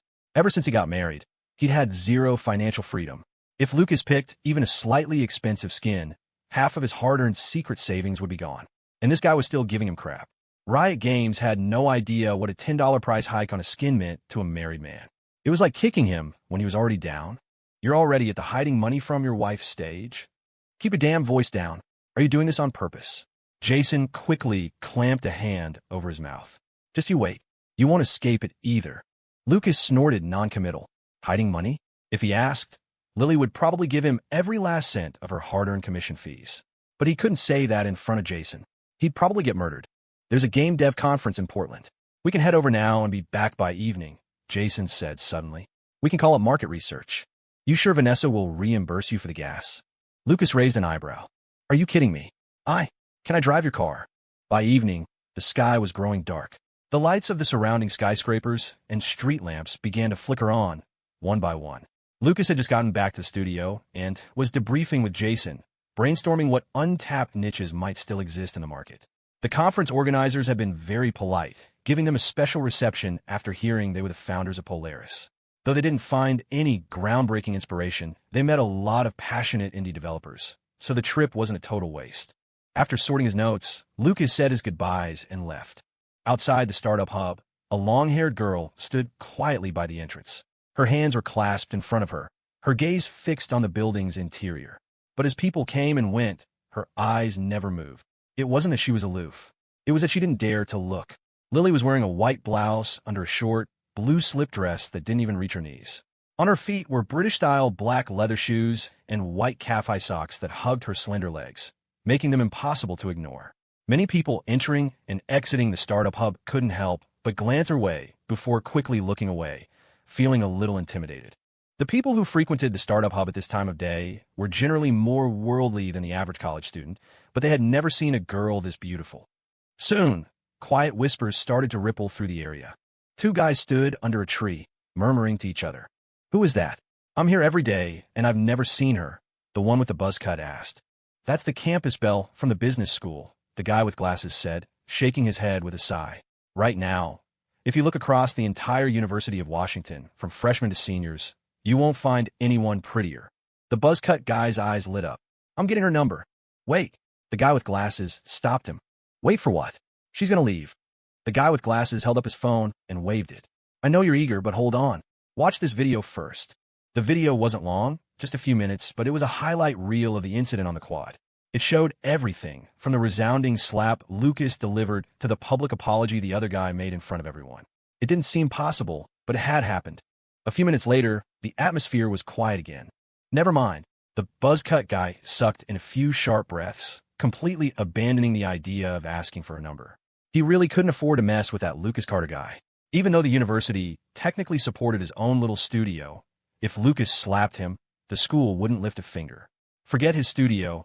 All the companies in this entire building combined were just small-time operations compared to Polaris Interactive. You coming? The client's waiting. Let's wait a little longer. Have you noticed how beautiful the sunset is today? Lucas took the elevator down. The moment he stepped out of the startup hub, he saw Lily. Why does my silly goofball look so good today? He wondered silently. This wasn't a birthday. This was Christmas morning. His eyes uncontrollably scanned her from head to toe, then slowly back up again, over and over. When he saw the leather shoes and calf-high socks, Lucas suddenly suspected that his every weakness had been thoroughly researched and cataloged.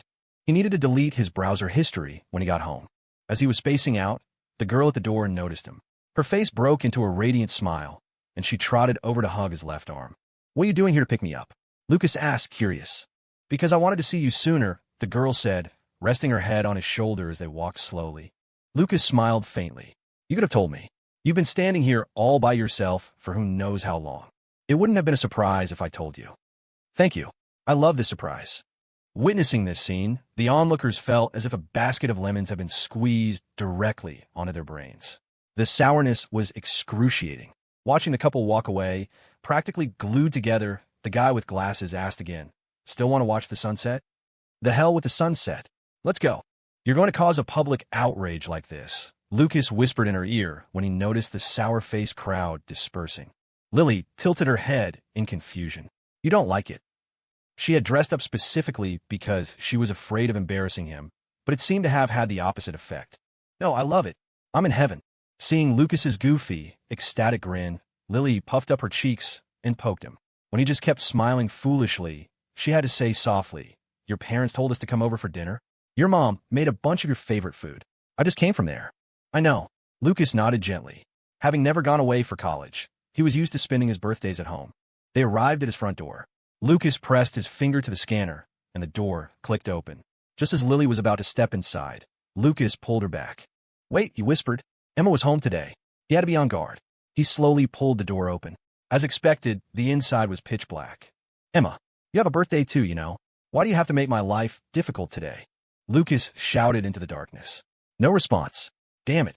How did she get Mom and Dad to conspire with her?" "Stay behind me," he whispered to Lily. A moment later, just as Lucas was about to step out of the entryway, he was blasted in the face by a party popper. The lights flickered on, revealing Emma's triumphant face. "Did you think we were just going to turn on the lights and sing happy birthday?" "No. Impossible," Emma said, answering her own question. "The times have changed, bro." She held the party popper like a pistol and blew on the tip. "We're even now for you telling Mom I skipped class freshman year. We're square." Lily smiled, stepping forward to brush the confetti off Lucas's face. Lucas let out a long sigh, mentally adding a black mark next to Emma's name. "You clean that up later. Don't think you're a national treasure just because your finals are coming up."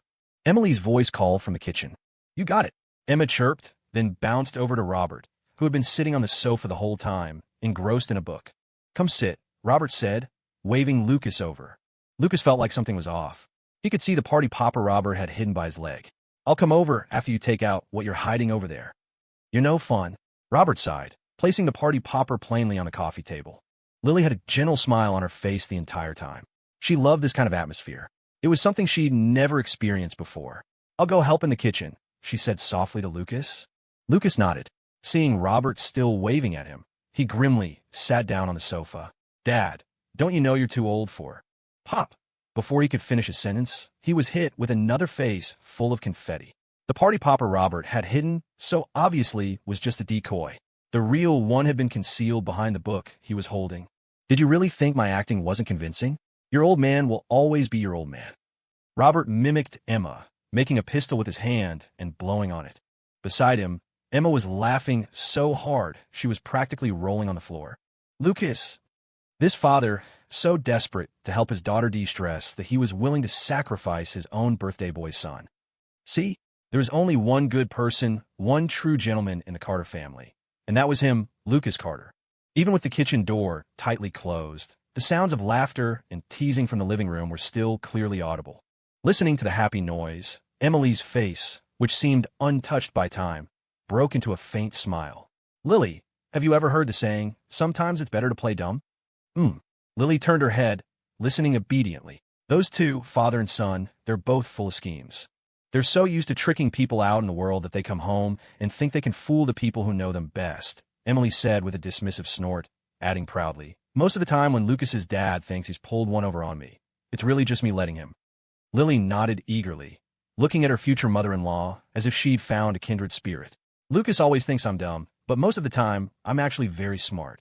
Her words made Emily even more amused. She reached out and gently pinched the girl's cheek with her damp fingers. "You goofball." It was a lively dinner. For Robert and Emily, who were getting older, being able to have a meal with all five of them together was a true blessing. It was even more so for Lucas, as this was the first birthday Lily had ever spent with him. After dinner, Lucas and Lily walked downstairs hand in hand. The car was parked just outside the neighborhood, and they planned to take a slow walk over to let their food settle. Lucas stared at the 3 get-out-of-jail-free card in his hand, lost in deep thought. 2 were from Emma, and for that he was grateful. Emily was a woman of her word. No matter how angry she got, if he produced one of these, she would hold back. So Emma had made a real sacrifice this time.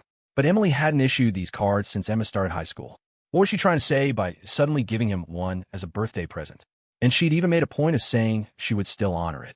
A moment later, thinking about how Lily would be a junior next year, Lucas suddenly sucked in a sharp breath.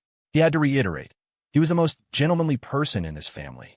Lily, still oblivious to the dark schemes her mother-in-law was hatching to get a grandchild sooner, tilted her head back and gazed at the night sky. "When I was little, I loved making wishes on stars," she said softly. Lucas looked up. The sky was a sheet of black. "It's a shame you can't see any stars here. But if you have a wish, You can make it to me, he said gently. The last time he'd seen a sky full of stars was last year, the first time he'd gone back to Lily's hometown with her. But there's still the brightest one. Lily pointed excitedly at the single, brilliant point of light. Today's your birthday, so No, wait. The star. The star can grant you any wish. Any wish at all, she emphasized. Really? Any wish? Lucas asked with a deliberately wicked smile. Lily shrank back, startled, but after a moment she nodded seriously. Yes, any wish. As long as it's something I can do. Today is your birthday, so it's definitely extra powerful. Seeing Lily stammer, Lucas couldn't help but smile. He gazed into her eyes for a moment, then looked up at the lone star and said softly, Then I wish for my girlfriend to be happy every day. Lily, that wasn't what she'd been expecting. You had a wicked smile. Weren't you supposed to say something about wanting to devour me whole? Then what choice would I have? It's your birthday, after all, so I'd have to agree very, very reluctantly. What is this now? That wish already came true, the girl said after a moment of stunned silence, her voice earnest as she sniffled slightly. It came true the day we met again. Whoa, Lucas marveled. It really is powerful.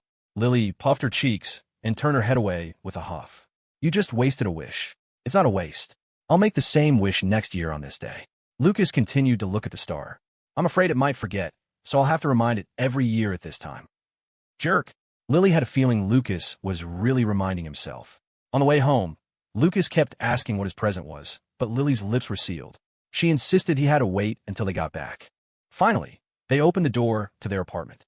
Lucas stood in the entryway, not even bothering to turn on the light. Where's my birthday present? Don't be in such a hurry, the girl said, swapping her shoes and pushing him toward their bedroom.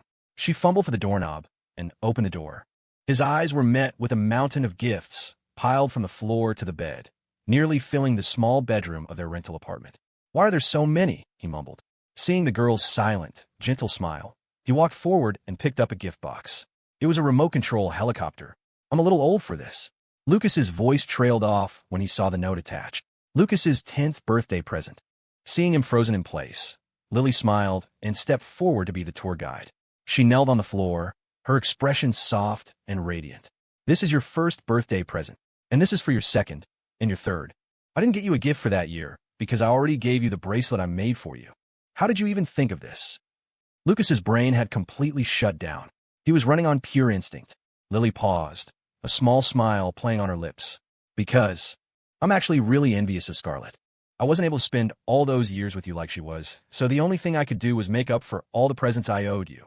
Shouldn't a normal person be thinking that he was the one who owed her years of companionship? Lucas was still speechless, just standing there, watching as Lily introduced him to each year's gift. Finally, she picked up the largest box from the bed and walked over to him. Open it. Okay. Lucas carefully unwrapped the gift. Inside was an exquisitely crafted photo album, the kind that was one of a kind in the entire world. The reason he knew was because the cover was a painting Lily had done herself. It depicted a man facing a rising sun, holding a pistol to his temple. In the sky were 3 giant spheres, each bearing the same word, stop. It was his favorite character, Luo. Just then, the girl's soft voice sounded in his ear again. I thought for a long, long time, but I couldn't come up with a gift like the one you gave me last year, something I would remember for the rest of my life.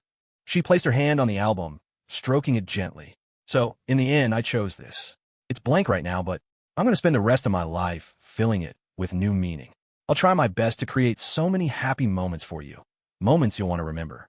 I'll work hard to make it richer and fuller, until one day, when we're old and can't walk anymore, you can open it, and it will be the most meaningful gift of all.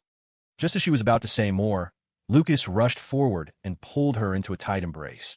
As long as you like it, Lily sighed in relief, smiling faintly as she wrapped her arms around his back, letting him hold her. A long while later, Lucas had arranged all the presents in chronological order along the wall, staring at them like a child. By then, Lily had just finished blow-drying her hair and walked into the room wrapped in a bath towel. It was wound tightly around her, revealing only her lovely neck and collarbones, making it look like a strapless dress at first glance. Lucas quietly swallowed, averting his gaze. Let's get to sleep, he said softly. After dinner, Emma had been on a loud gaming call with Aaron, and his head was still ringing. The girl lowered her head, gently biting her lip. Not just yet. What's wrong? Lucas sat up, looking at her. There's one more gift for you. Lucas sat up straighter, curious. What is it? The towel suddenly dropped to the floor. Me? Lily's word was like a bullet that pierced his eardrums and shot straight through his heart. Lucas's gaze was involuntarily drawn to her body. He swallowed hard and asked seriously, "Are you really sure? I've been preparing for 2 days. 3 days? No, for a long, long time." The girl placed her hands over her heart and took a deep, steadying breath. "Anyway, I'm ready." She slowly leaned in and, as if claiming her territory, placed a soft kiss between his eyebrows. A moment later, with a small gasp from the girl, Lucas flipped her over and pinned her beneath him. Looking at Lily's outfit, Lucas couldn't help but smile. Silly goofball. She'd actually tied a gift ribbon around herself. He carefully undid the bow in front of her, his eyes falling to her soft, pink lips as he slowly lowered his head. As they kissed, Lucas's shirt gradually came off. Suddenly, he paused. He'd almost forgotten the most important thing. That thing, he asked urgently, having no idea where she might have hidden it. "Don't use it." Lucas froze for a moment. The words had registered, but they felt like an auditory hallucination. He asked again, "What?" "I said, don't use it." The girl turned her reddened face away, her voice trembling slightly. She was clearly mortified, but her tone was firm. Lucas, still clinging to reason, started to get off the bed, but Lily's hands wrapped around his neck and gently pulled him back down. "It's okay," she whispered in his ear. Her voice was soft and gentle, her warm breath tickling his skin. She had said it before. She had been preparing for a long time. "In many ways, I want this to be perfect for you, to let you experience love completely." As she spoke, Lily buried her face in the crook of his neck, continuing to murmur, "I'm giving all of myself to you. Devour me completely. Honey." Then, the girl lowered her eyes, refusing to look at him, the blush on her cheeks deepening. She had rehearsed those words for a long time, and now, saying them had drained all her strength. But she had managed to get them out. In this relationship, she had always moved very, very slowly. The first time Lucas had tried to kiss her forehead, she had been so startled she'd pushed him away, nearly falling over. Just when she thought he would get angry, that their relationship would end before it even began, Lucas had just smiled and apologized to her. Since then, the word testing had defined their interactions. Testing the waters to hold hands, to hug, to kiss. It was as if Lucas were in a strange kind of relationship. As if he had sworn to himself never to scare her again. He did everything with caution. Sometimes, her fear and reluctance had barely taken root in her heart before Lucas had already sensed it. It seemed that no matter how slowly she walked, Lucas would always be waiting up ahead for her. "But not today, Lucas. I'm not afraid anymore. I'm giving you everything I have. This is the best I can give you in return." The girl's words were devastatingly effective. Lucas's last line of defense was utterly shattered. "Turn off the light." As she felt his body press against hers, Lily quickly instructed. Lucas let out a long breath. "Can we leave a nightlight on? I want to see you. Pervert." Lily turned her face away with a soft reprimand, but it wasn't a refusal.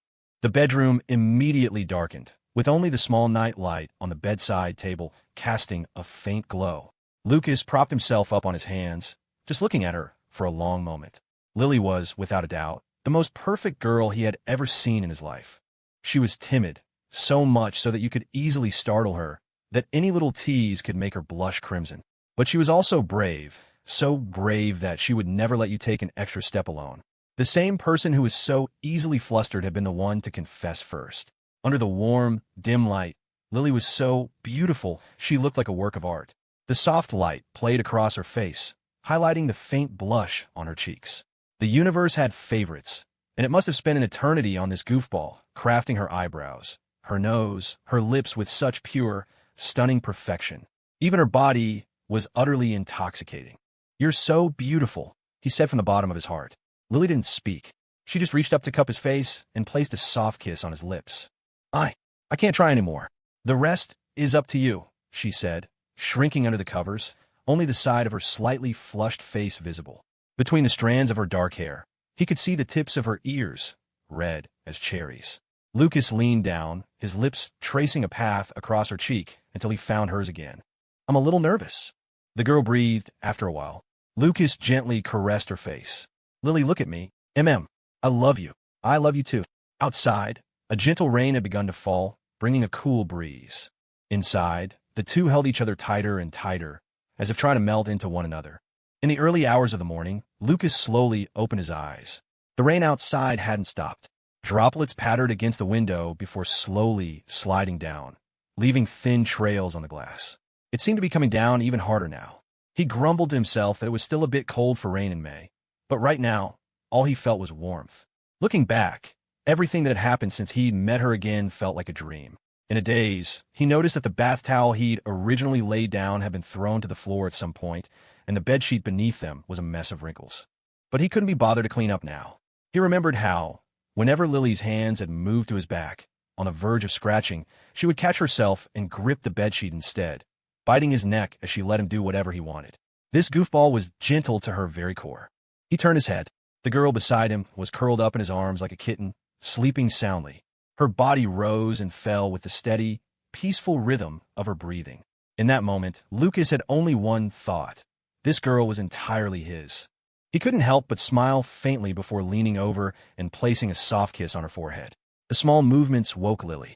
She stirred, rubbing her eyes as she looked up at him, asking groggily, "When did you wake up?" "Just now." The girl snuggled deeper into his arms, a blissful smile on her face. "What time is it?" Lucas fumbled around the bed until he found his phone. "A little after 3. Still a long way till morning." "Go back to sleep." "I don't want to sleep." Lily, not yet fully awake, wrapped her arms tightly around him, rubbing her cheek against his chest like a cat. "Then do you want to?" "Lucas, why you have to be a good boy?" Lily started to say, but Lucas was already leaning in again. When they woke up again, it was already the next afternoon. A heavy rain had fallen over Seattle, washing the windows, and it seemed the entire world clean. The sun peeked out from behind the clouds, and a few rays of light slipped through the gap in the curtains, streaking across the quiet room. After a night of conquest, Lucas had exhausted his reserves and was sleeping soundly. This time, Lily woke up first. She opened her clear, beautiful eyes and quietly studied the sleeping man beside her. They had a new relationship now. She had given her 20-year-old self to the 22-year-old Lucas, the one and only man she would ever love. She had no regrets.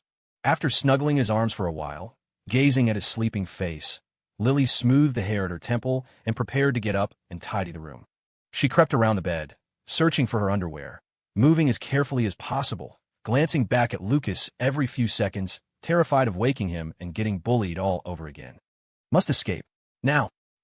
Where are clothes? After a moment, the girl grabbed a clean set of clothes from the closet and prepared to clean up. The trash can by the bed was overflowing with crumpled tissues, with a few more scattered on the floor. Her face flushed red as she bit her lip, quickly pulling the trash bag out and tying it in a tight knot. Later, she'd have to put it in 2 more black plastic bags, just to be sure no one could see what was inside. Next was the towel. Though she'd had no energy to clean up last night, she had remembered it. You had to dispose of the evidence at the crime scene, after all.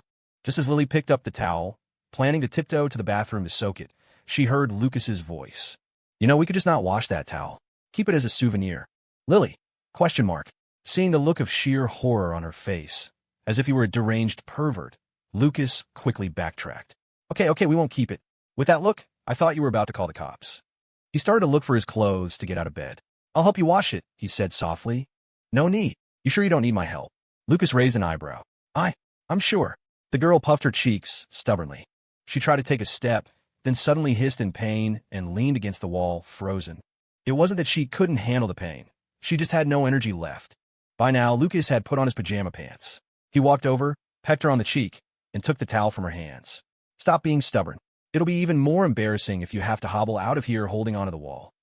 Lily's eyes welled with tears as she looked at him pitifully. "You bullied me." When Lucas came out of the bathroom after soaking the towel, he saw Lily sitting quietly on the sofa, holding a glass of water in her right hand while her left rummaged through a drawer. Soon, she pulled out a small paper box. "I knew you bought this stuff." Lucas strode over in 3 quick steps, snatched the box of morning-after pills from her palm, and tossed it into the trash. Lily stared, stunned. After a moment, she mumbled, her eyes glazed over. "What if? If there's a what if, I'll take responsibility. That stuff is bad for you." Lucas took her small, delicate hand, his gaze as firm as steel. "It's not that bad for you. I looked it up. Some people even take it before big exams to delay their period." Lily gently squeezed his hand back. Her mother, Sophia, was doing much better now, so she wasn't completely against the idea of getting pregnant. She was just worried that Lucas's business was at a critical stage and he wouldn't have time for something like this. She didn't want to be a burden. It was better to be safe. But hearing him say that made her heart soar. At a time like this, it was natural for a girl to feel a little insecure. After all, she had given him her most precious gift. No matter how much she didn't regret it, a small part of her worried that he might not treat her as well as before. It was a fear encoded in her DNA. Lucas continued seriously, not even a little bit. First of all, the chances of hitting the jackpot on the first try are tiny, and anyway. Wait a second. This probably couldn't even be called a 1 in a million shot. Last night was more like carpet bombing. Anyway, as long as you're okay with it, if it happens, we'll have the baby, he finished, stammering. He had been so worried about the pill hurting her that he'd almost forgotten to ask if she even wanted child. As long as this goofball wasn't against it, they could leave it up to fate. Of course, it was probably better if they didn't hit the target just yet. Lily was 3 years younger than Vanessa, and no matter how eager his mom was for a grandchild, there was no need for them to become parents so soon. They had plenty of time to enjoy their lives. But if they did hit the target, so what? They were going to get married sooner or later anyway. Lucas Carter, was never going to marry anyone but this goofball. He'd already reached a point where he couldn't live without her. And after last night's earth-shattering events, he was even more of a helpless fool who couldn't live without her. Why did it feel like he was the one who had been corrupted? Lily snuggled into Lucas's arms, a contented smile on her face as she closed her eyes. After their intimacy, she wanted to be this close to him even more. He always gave her a profound sense of security. What are you spacing out about? Lucas asked after a while, noticing her staring blankly at the balcony. I was thinking about what to name the baby. You're thinking way too far ahead. Lucas's mouth twitched. This goofball's train of thought was terrifyingly unpredictable. It was the first time they had ever woken up this late together. It was too late to make lunch, so for the first time in months, Lucas ordered takeout. And everyone knows what you order for takeout on a Thursday. When the food arrived, Lily had already washed up and was sitting at her computer, looking tense. She was probably playing League with Aaron. Lucas sat down next to her with the bag of food. Eating while watching her play would surely whet his appetite. You should eat at the dining table. Isn't it uncomfortable here? The girl asked softly when she saw him sit down beside her. Watching your gameplay makes the food taste better. Lily puffed her cheeks. I'm really good now. I'm the one who carries Aaron to victory. Lucas let out a skeptical, oh, really? I don't believe you. I'm in platinum now. Lucas nearly choked on a chicken nugget. Lily had to pat him on the back for a while before he recovered. How did you get a platinum? Well, they just kept fighting in the mid lane. After the other team won a fight, they wouldn't push towers or take our jungle camps. So while they were fighting, I would just farm. Then, halfway through the next fight, they'd suddenly realize that all 5 of them together couldn't beat me. Lily explained patiently, her eyes focused on the screen. Perhaps because she drew every day, her mouse control was exceptionally smooth, and her positioning was flawless. As he ate, watching her play, Lucas suddenly said, so from now on, you won't have any trouble finding inspiration when you have to draw those kinds of scenes, right? I don't draw that kind of stuff. You know what I'm talking about. Lucas gave her a wicked look. Of course an artist would know about that kind of art. I don't know anything. Lily immediately feigned ignorance. I'm just saying, in case you ever have to. Like some novelists who've never experienced it. And when it's time to write about it, they can't, and they have to blame it on the censors. Lucas chuckled, picking up an egg tart and holding it to her lips. Lily sniffed it and immediately opened her mouth for a bite. As expected, sweet things were the ultimate lillipad trap. I can eat by myself later, the girl said softly. Let me feed you. You need a rest. Lucas opened his own mouth. Lily had a feeling there was something strange about the way Lucas said that. For the next little while, Lily continued to play her game while Lucas fed her. A warm, cozy atmosphere filled the living room, making one feel pleasantly tipsy. Lucas looked at the girl's exquisite profile and couldn't help but daydream about their future.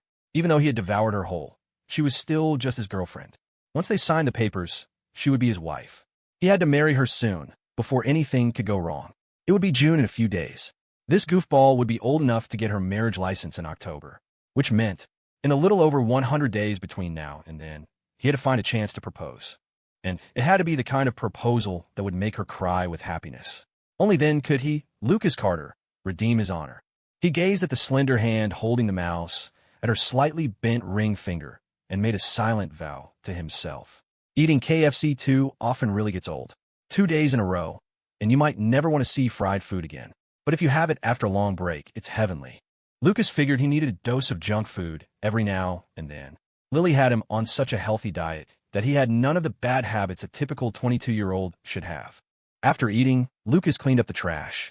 Seeing Lily still at her desk with no intention of moving, He sat down next to her again.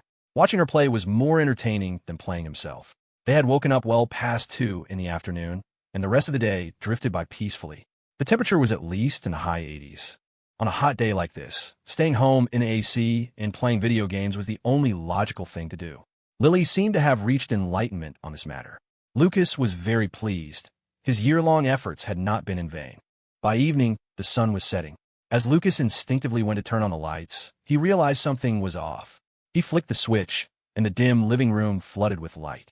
He turned to look at Lily, who was sitting motionless at her desk, and remarked, "This is the first time you've ever sat at your computer for this long." Lily had actually been at her computer all afternoon. Normally, this goofball would last 2 hours at most before getting up to clean. She was like his mom in that way. She couldn't stand a speck of dust and had to have the place spotless. But not today. Why? A suspicion began to form in Lucas's mind, and he decided to test it immediately. He sat on the sofa with a puzzled look and patted the spot next to him. "Lily, come here. I want to show you something cool. Come on. When you're bored, you'll do anything." Lucas wasn't giving up. A silly little goofball? He could totally outplay her. "I am not done with my game yet," the girl mumbled, averting her gaze. If Lucas's tell for being up to no good was talking a mile a minute, Lily's was looking away and refusing to make eye contact. Lucas was sure he'd seen her finish her game right before he got up to turn on the lights. "Didn't you just finish?" Lily started stammering, getting stuck on I without finishing her sentence. Lucas snorted. "Ah, women. I knew it. Now that you've had your way with me, you don't love me as much anymore. That day, under the blossoming apricot trees, you swore you'd love me forever, and now you won't even come over when I call. Alas, my love was wasted. I can't walk." Lily's face turned bright red as she blurted out, her voice full of righteous indignation. "It's not that I don't love you now that I've had you. I love you even more now." After saying that, she buried her face in her arms, hiding her head on the desk, refusing to look up. This guy was the worst. She'd bet anything that his something cool was just a trick. She had sat at her desk all afternoon just to avoid exposing herself. She had finally made it to the evening and was about to be able to lie down and rest. How did he manage to bait her out like this? Lucas cracked up, his masculine pride deeply satisfied. He knew he was right. "You're so silly," Lucas said, half amused, half exasperated. "You don't have class today. If you can't walk, you could just lie in bed and play on your phone. Why force yourself to sit there? Are you that afraid of me teasing you?" "I wasn't forcing myself. I was just a little tired," came the muffled voice of Ostrich Lily, who had buried her head in the sand. "A little tired, is all." Lucas repeated her words, drawing them out. "Then who was it last night, with tears in their eyes, begging me to take a break?" "Huh? What did you say?" Lily clamped her hands over her headphones, still not looking up. "The game is too loud. I didn't hear you."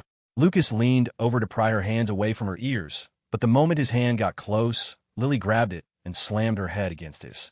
He felt like he saw the earth spinning on its axis. The silly goofball was playing dirty, setting a trap. No honor at all. Their agreement to go for a morning run was supposed to last until Lucas's birthday. Now that he had reaped so many benefits, the contract had naturally been extended indefinitely. From then on, a half-dead figure could be seen every morning in the park near their old apartment complex. A few days later, on Saturday, June 4th, as the sky was just beginning to lighten and the sun was rising over the horizon, the two were already at the park for their run. The park wasn't particularly large. In the center was a large plaza with a fountain, where many elderly people in white or red martial arts uniforms were gathered, practicing with swords. A neat path looped around the park's perimeter, which was where Lucas had been running his laps every day. "Run faster. That old man is running faster than us," the girl in front of him said, turning around as Lucas was panting for breath.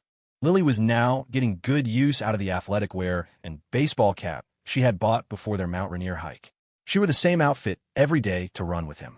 Her long, smooth hair was tied in a ponytail that bounced as she ran. Lucas glanced ahead and saw no one, then looked back to see an old man also out for a run not far behind him. He smiled, waved, then turned back to Lily, exasperated. "He's behind me, isn't he? You two started at about the same time. The grandpa is on his second lap now." Lily puffed her cheeks. There was no way Lucas was slow because he lacked energy. He was definitely slacking off on purpose. He might look like he was out of breath, but it was all an act. If she couldn't figure out what schemes he was hiding after knowing him for this long, then their entire relationship was a lie. "Lily Thompson, I'm not criticizing you, but you shouldn't be so competitive," Lucas said, catching up to her and playfully swatting at her long ponytail. "As long as you're consistent, You're a comrade worthy of praise. This is exercise, not a race. Is there any need to compare yourself to others? Lily. The girl really wanted to argue, but her normally quick mind couldn't come up with a single rebuttal. Somehow, this bad guy had talked her in circles again. Why aren't you saying anything? Lucas was panting heavily now, leaning in close with a mischievous grin. You know, if you gave me a little incentive, I might be able to try a bit harder. You're always bullying me. Lily grumbled under her breath. Couldn't he just use that energy to run? About 15 minutes later, Lucas flat out refused to run anymore. Lily had no choice but to drag him to a nearby bench to rest. The girl rested her head on his shoulder, and they sat in silence, watching the distant sun climb higher out of a sea of clouds. Unlike the cool air from before, they could now feel the warmth of the sunlight on their skin. Lucas, you're so lazy now, Lily said, pulling out her phone to check the time and gently poking his cheek.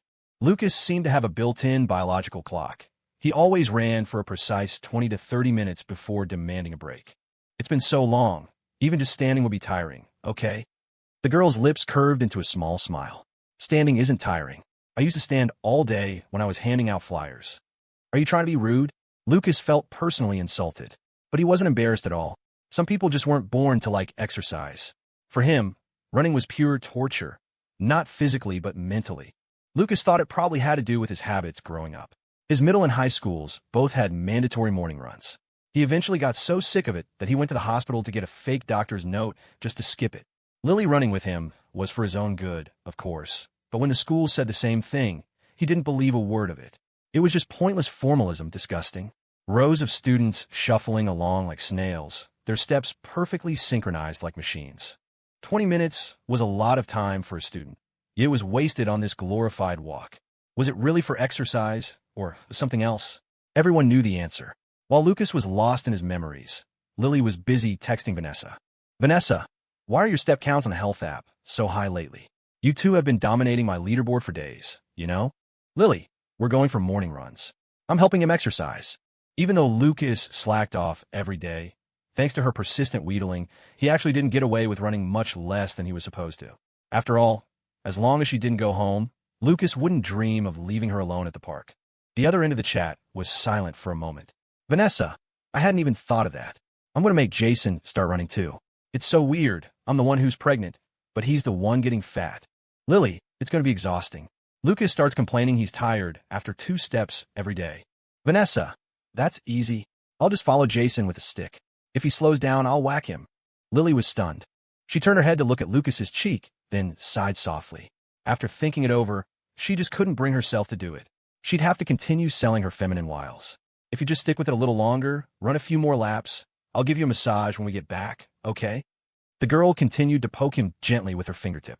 Lucas put on a virtuous expression. That's not fair. I have to give you a massage too. Lily turned her head away and took off her baseball cap to hide her flushed cheek, her voice as soft as a mosquito's buzz. Okay, deal. As if he'd been waiting for those exact words, Lucas shot to his feet. Let's go. The sooner we finish, the sooner we can go back. Lily felt like she was seeing a ghost. The same Lucas who had been whining and moaning just moments ago was now running so fast she could barely keep up. Before long, Lucas had finished his required laps. He fanned himself with his hand, panting as he walked up to Lily and held out his other hand. Let's go back. I need to take a shower. I'm covered in sweat. Running in the summer was better than running in the winter. You got sweaty either way, but a summer shower was refreshing. In the winter, you'd freeze like a dog. You had to mentally prepare just to get in the bathroom. And then after your nice hot shower, you had to mentally prepare to get out. It was pure torture. In that respect, Seattle was no match for places with real winters, where the indoor heating made it feel like summer. Back home, Lucas immediately peeled off his sticky clothes and jumped in the shower. Lily went into the kitchen to start making breakfast. This had been their morning routine for the past couple of weeks. In the winter, knowing Lucas was afraid of the cold, she would shower first to warm up the bathroom for him. In the summer, there was no need. In fact, it would have the opposite effect, since her shower water was always much hotter than his. Lucas always said her water temperature was suitable for scalding pigs. A little while later, Lily came out of the shower. What are your plans for today? Lucas asked, blow-drying her hair. I have to go do some market research with Jason later. If you want to go out, I can take you tomorrow. Lily sat on the sofa, her hands fidgeting nervously. I have to go to Erin's place later. There's something I need to talk to her about. Well, think about where you want to go tomorrow. I've been busy lately, but I still have time to take you out. Lucas had just finished drying Lily's hair. Seeing a drop of water lingering on her collarbone, he suddenly stopped talking and quietly swallowed. You must be tired. Go lie down for a bit. Lucas took the hair tie from the girl's wrist and, while still holding her hair, began to tie it back into the same long ponytail she'd worn for their run. Lily blinked her big, innocent eyes. I'm not tired, she said softly. No, I think you're tired. Lucas swept the girl up into a Princess Carrie and walked toward the bedroom. I'll take a nap with you, then I'll go to the studio. Okay. The girl snuggled against his chest, a contented smile on her face. What girl could resist being carried like a princess? Especially when Lucas was worried she was tired and wanted to lull her back to sleep. As he carried her to the bedroom door, Lily, no matter how dense, finally noticed the smirk he couldn't suppress. She bit her lower lip, her small fists lightly pounding his chest. She'd been tricked again. You're a pervert. Lucas let the girl put up her futile resistance. It wasn't like she would ever hit him hard. I've always been a pervert. You're lewd. Inhuman. Help me close the door, Lucas said softly. My hands are full right now. You want me to close it? That afternoon, Lily. Aaron let Lily in the door, then immediately called out her name with a questioning tone. Lily tilted her head, looking at her. You've gotten prettier. Aaron pinched her chin, circling Lily with an appraising gaze, making her feel completely uncomfortable. And no, I haven't. Lily refused to be scrutinized any longer. She changed her shoes and walked over to the sofa herself. I'm serious. You're definitely prettier, Aaron insisted. This goofball's eyes were already stunning, as clear and bright as gems, but now there was a new, subtle hint of feminine allure to them. You wouldn't notice it if you weren't looking closely. How is this fair? How could someone as beautiful as Lily get even more beautiful, while all Aaron did when she ate more was gain weight? And if you're going to gain weight, at least have it go to the right places. Comparisons are odious. She sighed deeply and sat back down at her computer. A wicked smile spread across her face. You have that well-cared-for glow. There was no term this old pro couldn't come up with. Lily, who was already too embarrassed to sit next to her, was now even more so. She sat on the sofa with her head down, fidgeting with her fingers. Right? What did you want to talk about? Aaron's fingers flew across the keyboard, her attention completely focused on her do-or-die promo game. I want to propose to Lucas. Lily took a few deep breaths before whispering the words, sounding like she had no confidence at all. Aaron was still gritting her teeth, her eyes glued to the computer screen. Lily, the enemy Aatrox's flash is down for 5 minutes. Help me time it. Okay. Lily nodded obediently. A few seconds later, the frantic clacking of the keyboard came to an abrupt halt. You want to what? You want to propose? Aaron's voice echoed through the living room, so loud it felt like it would shatter their eardrums. Lily scrambled over to cover her mouth, instinctively glancing around. Okay, keep your voice down. After a long moment, once Aaron had signaled with her eyes that she wouldn't shout again, Lily finally removed her hand. Aaron took 2 deep breaths and glanced at her character, now dead from her lack of input. She had no desire to play anymore. She turned her head, scratching in utter confusion as she looked at Lily. Why are you in such a hurry to get married? My God, she didn't even have the desire to find a boyfriend, and here her best friend was already planning a proposal? Aren't you still not even old enough to get a marriage license? Aaron suddenly felt that every mother and mother-in-law in the country would adore a girl like Lily. You wouldn't even have to push her to get married. She'd be anxious all on her own. I'm not in a hurry to get married. I just want to get the license soon, Lily explained in a small voice. Oh, I see, Aaron said, feigning understanding. And what's the difference? Once you have the license, you're not boyfriend and girlfriend anymore. Getting married is when you have the reception, like Vanessa did. The words, once you have the license, your husband and wife, were something Lily just couldn't bring herself to say. Aaron scratched her head again, struggling to wrap her mind around her friend's bizarre logic. In most relationships, it was the boyfriend who was afraid of the girlfriend running off. How had it been reversed here? So, can you tell me why you suddenly thought of proposing? She asked curiously. Because it's June now, and I'll be old enough to get the license in October. Lily looked down, fiddling with her fingers as she explained haltingly. I want to get the license with Lucas the day I'm old enough, so I decided to propose. We've already done everything anyway. She hadn't really thought about it in terms of needing a formal commitment now that she'd given him the most important part of herself. She just wanted to get the license soon because she loved him that much.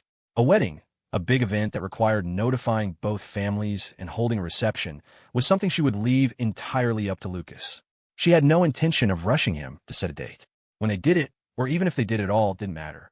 She just wanted to get the license on her birthday. It wouldn't be too much trouble for him.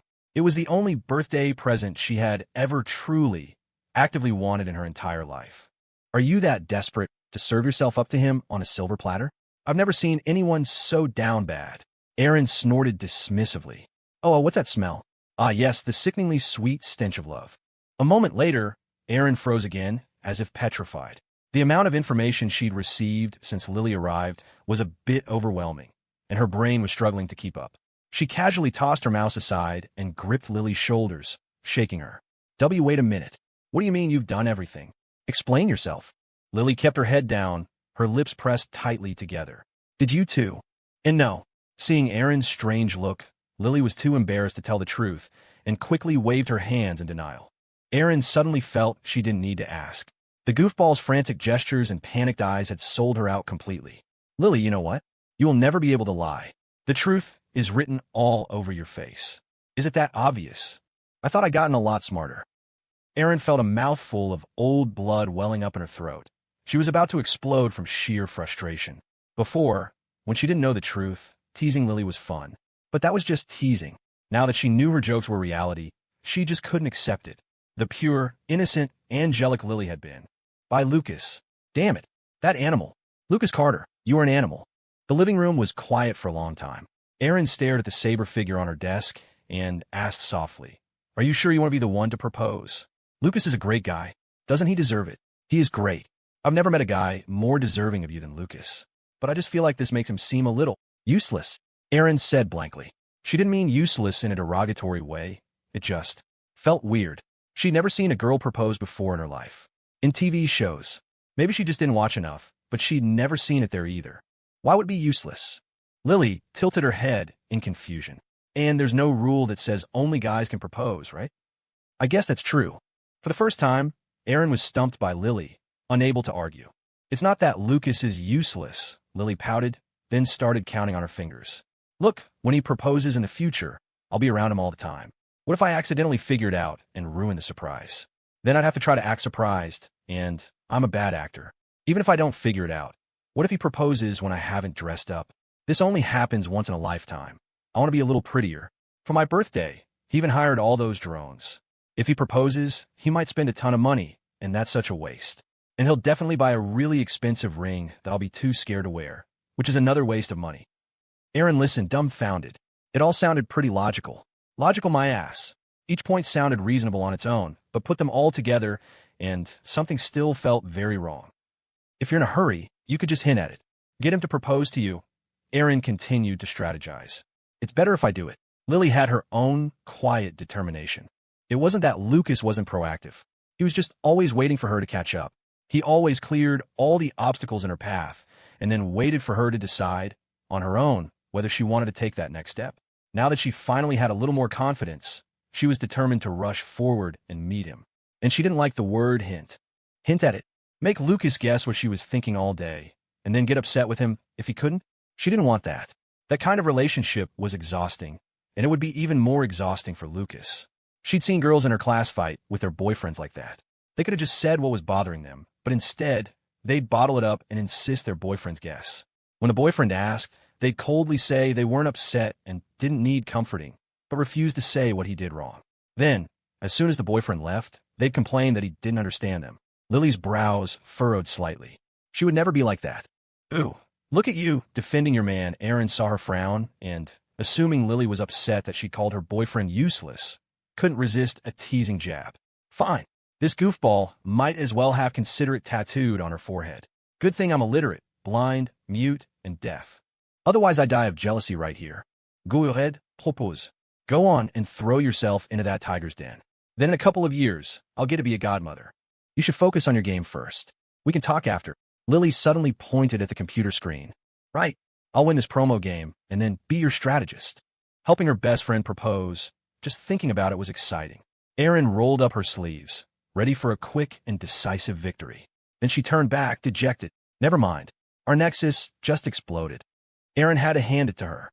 When a prize-winning cabbage was this determined to throw itself into the pot, there was only so much a best friend could do but turn up the heat. And really, what was there to overthink? It wasn't like she didn't know Lucas. At first, she'd been wary, terrified he was just some player who'd spotted Lily's hidden depths and was looking to take advantage. After all, even if she hated to admit it, the guy was annoyingly good-looking. She'd thrown more than her fair share of passive-aggressive digs his way in the beginning. But over time, she realized he wasn't what she'd assumed. Erin couldn't pinpoint the exact moment she'd fully come around, but the most vivid memory was when Lily had collapsed from hypoglycemia. The moment Erin had told him Lily was going to be okay, Lucas's entire body had gone slack with relief, slumping against the wall, as if his strings had been cut. You couldn't fake that. What had shocked her most back then, though, was seeing that goofball Lily actually started to smile again in his presence. To put it simply, the only person on Earth who could have pulled Lily out of that deep shadow in a little over a year was Lucas Carter. No one else could have done it. Lucas was worthy, and Lily was happy. That was a win-win. "Wait, Lily, you have to move on this now," Erin said, a sudden urgency in her voice. "You absolutely cannot let him get away." Lily blinked. Question mark. "Here, I'm making a group chat. From now on, you run everything by your advisory board." Before Lily could even process it, Erin was already tapping furiously on her phone. Vanessa has joined the chat. Emma has joined the chat. With Erin and Lily, the four-person task force was born. Erin, too lazy to type, just sent a voice memo explaining the whole situation. Vanessa, ever the pragmatist, replied instantly. "So, the objective is to get this done before her birthday." Got it. The younger sister of the intended target, however, had a different approach.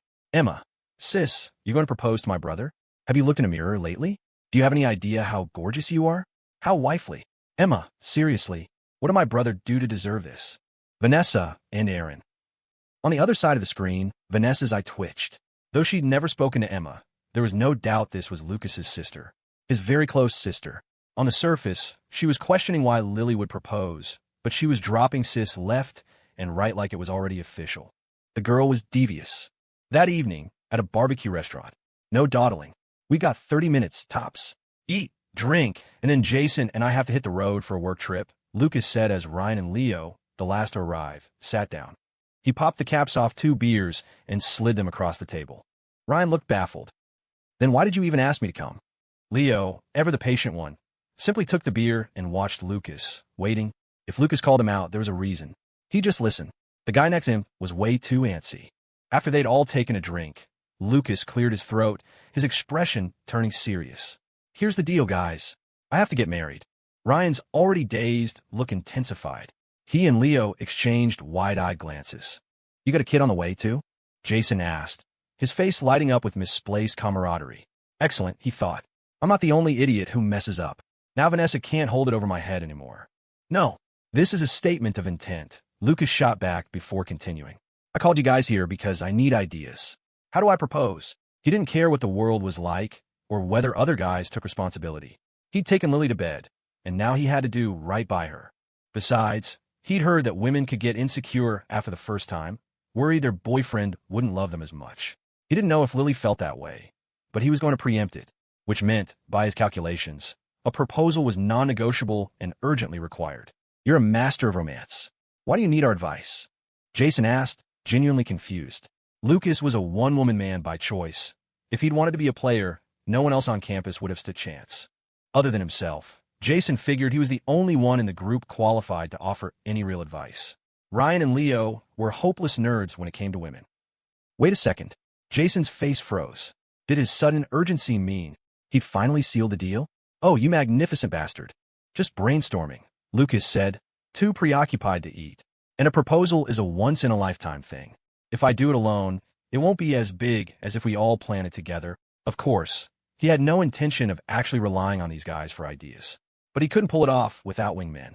Anyone who's played a team-based game knows you can't rely on your teammates to carry. You use them as decoys to draw aggro while you secure the objective. His 3 friends were crucial, indispensable even. Ryan, oblivious to his designated role as a tool, was touched.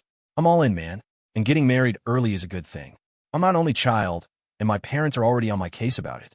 It's relentless." The meeting was really just a heads up. The real planning was still a ways off. They created a group chat for the proposal scheme, then fell into the easy rhythm of eating, drinking, and complaining about life, occasionally interrogating Lucas about whether he'd truly betrayed the Brotherhood. But Lucas was a vault. He was serious about the 30 minutes. Halfway through the meal, he paid the bill and left, leaving Ryan and Leo to finish eating and get to know each other. Was that it? Of course not. Lucas Carter hadn't earned his reputation by being careless. It would be naive to think this was foolproof. What if, just a hypothesis, Lily loved him so much she was planning to propose to him? He'd been blindsided by her confession before. He'd had a whole speech prepared, and in the time it took him to turn around, she'd already stolen the ball and scored. A proposal only happens once. There could be no mistakes. History buffs knew that the greatest generals weren't just brilliant strategists. They were masters of intelligence, experts in espionage. This time, he was planting a spy on the other side.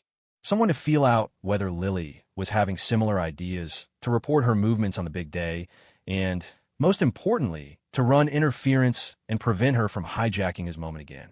Sitting in the passenger seat of Jason's car, Lucas leaned against the window and let out a soft, triumphant laugh. He was just one piece away from checkmate. The most critical piece of all. A few seconds later, a notification popped up in the girls' group chat. Emma has joined the chat. Gently. Be careful with that. Is this thing a priceless antique? Lucas grunted, wrestling with a box fan that was nearly as tall as he was. He set it down and stretched his arms, letting out a long sigh. Progress was a funny thing. This old fan, like the TVs and computers of yesteryear, weighed a ton. Lily bit her lip. It was cheap, and I've had it for a long time. I'm afraid it'll break. She had ridden her scooter all the way to the apartment Lucas had bought for her just to retrieve this fan. She bought it secondhand for $20 during her freshman year and had used it in her tiny rental ever since. It had broken down a few times, but after a good smack, it always started up again. It had its quirks, but it had never completely died. Okay, she had to admit she wasn't smart enough to fix appliances. She literally just hit it. But that proved how resilient it was. She was attached to it. The sight of the fan clearly brought Lucas back to that first tiny apartment, too. You know, they're tearing that whole area down, he said softly. He'd passed by a few days ago and seen the demolition crews. Funny thing is, the teardown stops right before your old building. Your slimy landlord must be losing his mind. A little karmic justice. Lily blinked. Does that mean he missed out on a lot of money? Basically, it's like winning the lottery. My childhood dream was for our house to get bought out by a developer, Lucas explained casually. Never happened, so I had to go out and make my own money. If Erin were here, she'd call that a humble brag. They fell back into their usual easy chatter, as if nothing had changed. A proposal couldn't just be conjured out of thin air, especially with Lily's birthday still months away in October.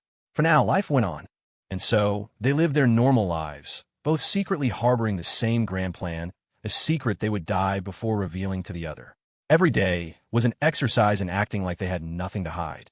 It was, in its own way, like sharing a bed, but dreaming different dreams, except their dreams were identical.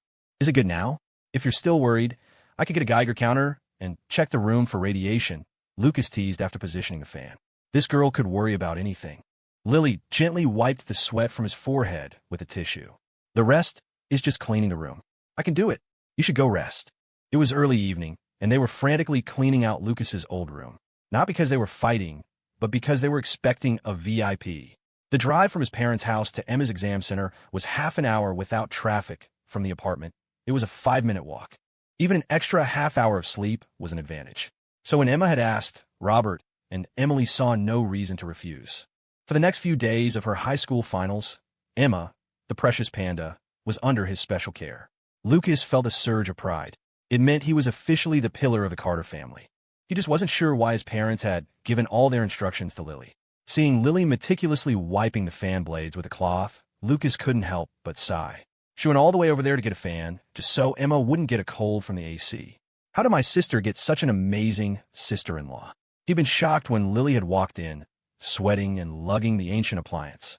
You're teasing me again. Acting like I'm already your wife, Lily said, puffing her cheeks out playfully. At first, the sister-in-law title had made her a little flustered, but now, for some reason, it felt good to hear. You will be. It's not like you can run away, Lucas said dismissively. My proposal plan is already in motion, he thought, and you're just blissfully floating in the warm water, aren't you?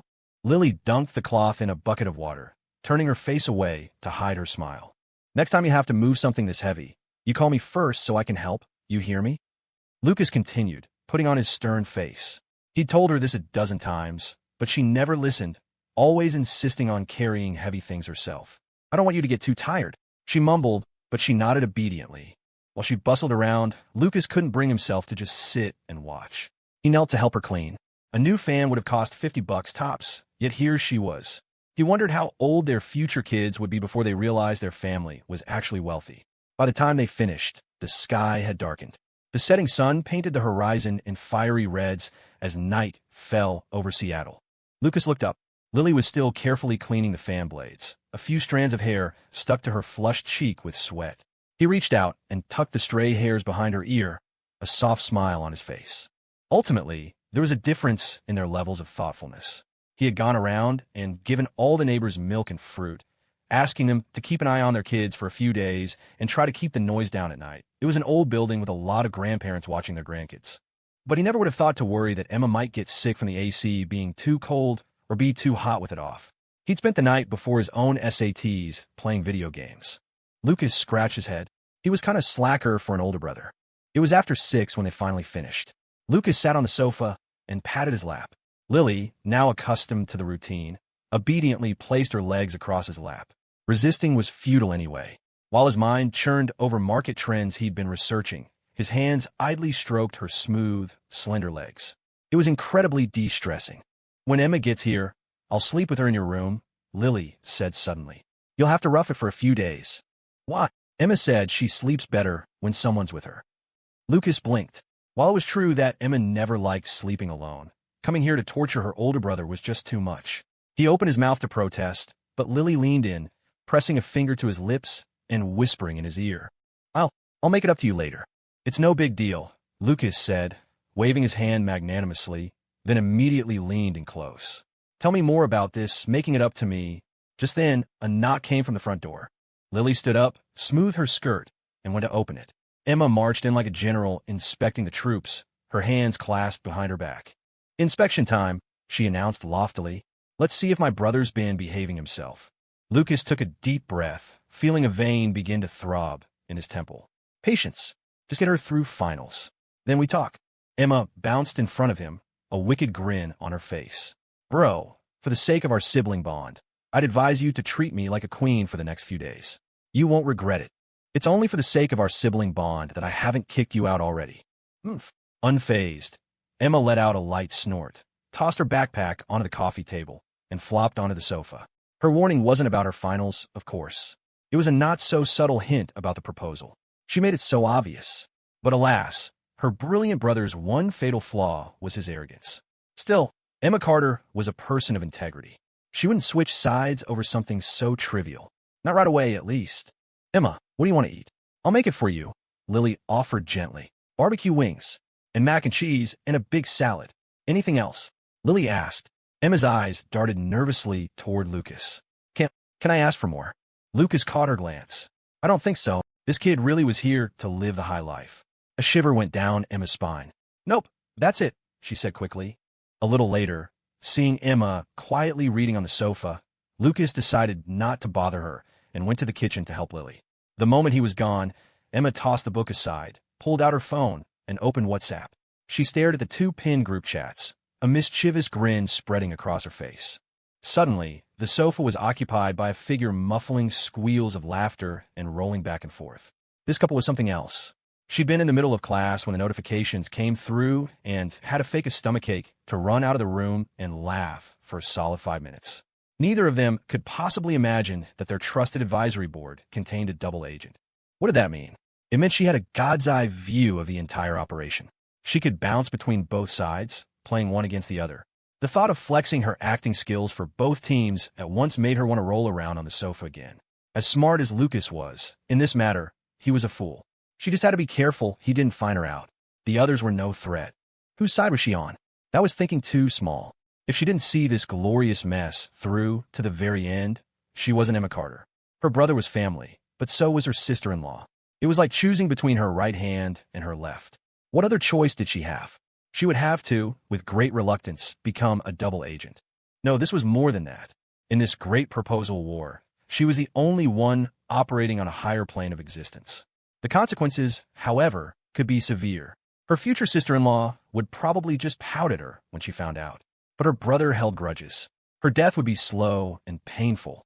But in the face of such epic entertainment, her own life and safety were secondary. After less than 2 seconds of hesitation, Emma's resolve hardened. How Lucas would retaliate was a problem for future Emma. Let her deal with it. What did that have to do with present Emma? Fun first, consequences later. People who worried about the future clearly lacked her enlightened perspective. In the kitchen, with two people working, dinner was ready quickly.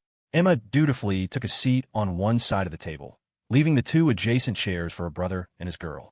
As they ate, Lucas asked, "Hey, Mom and Dad kept saying you were stressed out, but you seem totally fine. What gives?" He couldn't figure it out. If his mom hadn't stopped mentioning it, he would have picked Emma up from school himself to check on her. "I'm good at self-regulating," Emma said. Self-regulating. Emma smiled sweetly as Lily retied her hair into a neat ponytail.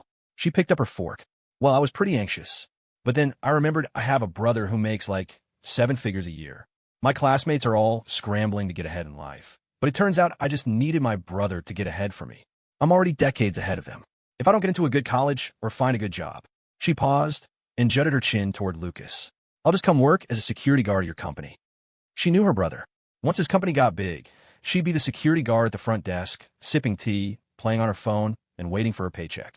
One day, some clueless executive would yell at her, "You think a lowly security guard can look at me like that?" And she would just say, "I'm the owner's sister." Then she'd make one phone call, her brother would come downstairs and tell the guy he was fired. The thought alone was thrilling. Emma, who had started it as a joke, was now grinning from ear to ear, and she had Lily to thank for it. Without her sister-in-law, her brother would have probably ended up as a civil servant or a teacher like their dad, spending his free time on gaming and photography. This company would never have existed, and his brilliant mind would have gone to waste. A security guard? Lucas's eyes started twitching. His blood pressure was rising. Lily was stunned, looking back and forth between the smirking Emma and the exasperated Lucas. She knew Emma was just kidding. Emma's real stress was probably about getting into the same university as them. Failure wasn't something Emma worried about. Her mind was far sharper than Lily's. Lily had spent most of high school buried in books, while Emma could ace tests after goofing off during her tutoring sessions. These siblings were a piece of work. She was starting to worry about what kind of little monster her and Lucas's future child would be. As the night deepened, Lucas lay alone in bed, staring out at the dark sky. He checked his phone. It was past midnight. He couldn't sleep. Since New Year's, he'd been sharing a bed with Lily for nearly half a year. Being alone in a room again felt wrong. It was too quiet, his brain free to run wild. Now, every time he closed his eyes, all he could think about was the company. It boiled down to two problems: the concept for the new game and funding. They had money, but more was always better. More capital meant more room for error during development. He suddenly remembered the venture capitalists he'd met back when Allcade was just a tiny studio.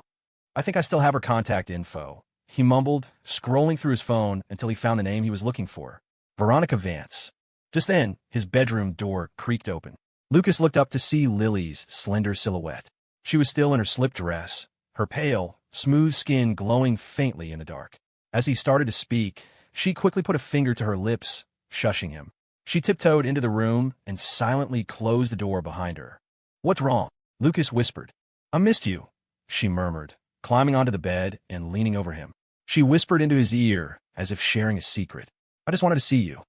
"You say that like we're 1,000 miles apart," Lucas chuckled. "Even if it's just one wall, I'll still miss you," Lily whispered back.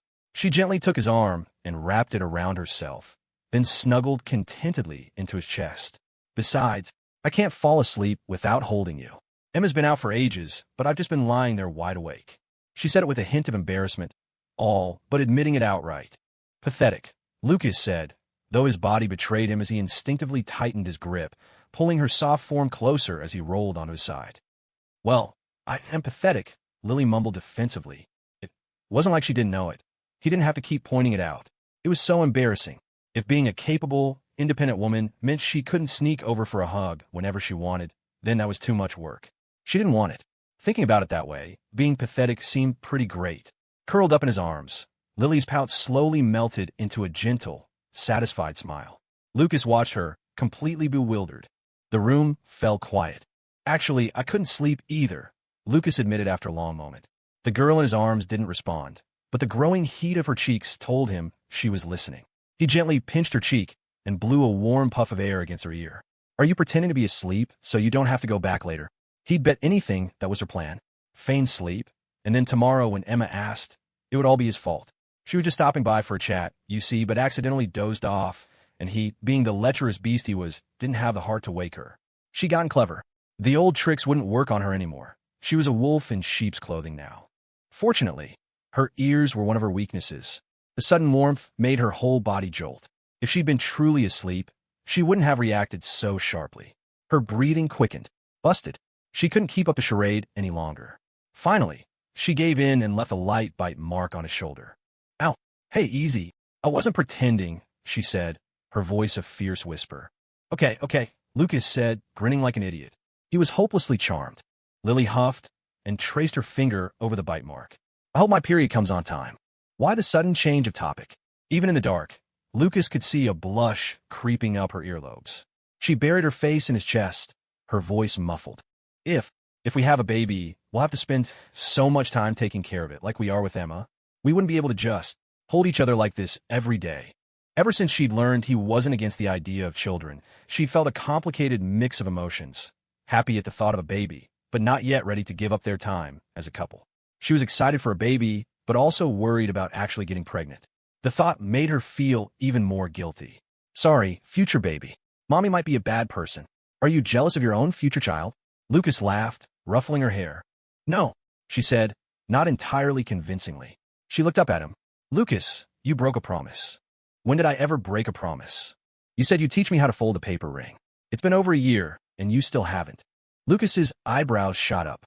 Was this a classic case of changing the subject by digging up old grievances? A skill hardwired into the female brain? It's so late. You lied to me, she said, her face set in a mock-serious expression. She had her follow-up planned. If he still refused, she would hit him with "Do you not love me anymore?" Her advisory board had taught her well. Stop learning those tricks from Aaron. You couldn't pull off a cold, indifferent tone to save your life, Lucas said, poking her forehead. Lily Thompson was simply not built for anger, but she was insistent. With a sigh, Lucas snuck out of the room like a thief, grabbing a few sheets of A4 paper from the living room. He even went barefoot to avoid waking Emma. First, you fold a line like this. Back in the bedroom, Lucas was cutting the paper when he froze mid-sentence. Holy crap, this girl was a lifesaver. He no longer had to scheme for ways to get her ring size. He'd been stressing about it, and she'd just delivered herself to him on a silver platter. He quickly recalled every sad memory he could muster to keep the grin off his face. He took her left hand, measuring and folding as he went. I'll use your hand as a guide. The one I made when I confessed didn't fit right. That ring had been a full size too big. In no time, a paper ring that fit her finger perfectly was complete. Lily blinked, stunned. That's easier than I thought. Lucas smirked. It's just origami. It's not hard if you actually want to learn. He looked at the ring in his hand, amazed at how he'd just stumbled upon her exact ring size. Something felt too easy. I want to try. She sat up cross-legged on the bed and started folding a fresh piece of paper. As time ticked by, the curve of her lips slowly straightened, and her expression went blank. Her brain had learned it, but her hands hadn't gotten the memo. I'll show you one more time, Lucas said, his patience for her seemingly infinite. But Lily was still struggling. Finally, he held out his own hand and guided her through the process, step by step. After wasting a small forest of A4 paper, she finally produced a respectable-looking ring. Lucas smiled, waved goodbye, and watched as she quietly slipped out and closed the door. His smile was gentle, but his eyes glinted with the thrill of a successful mission. Back in her room, Lily stared at the paper ring in her palm, her eyes sparkling. She had been worrying for days about how to get the proposal ring size right without making Lucas suspicious. Sneaking a measurement while he slept seemed too risky.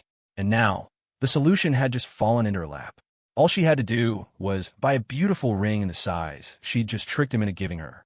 As she was lost in thought, a teasing voice came from the bed. I taught you that trick just before you went to sleep, and you've already used it tonight? Lily jumped, then clutched her chest. When did you wake up? She whispered. Emma, propped up on her elbows, gave a lazy yawn. I've always been a light sleeper. I woke up the second you left. I'm sorry, Lily said, blushing with guilt. Did that mean Emma knew about her late-night rendezvous with Lucas from the very beginning? Nothing to be sorry about. Now tell me, Emma said, her eyes gleaming. Did you just go trick my brother? Yeah, Lily nodded quickly. To be honest, she'd completely forgotten about the paper ring trick Emma had taught her.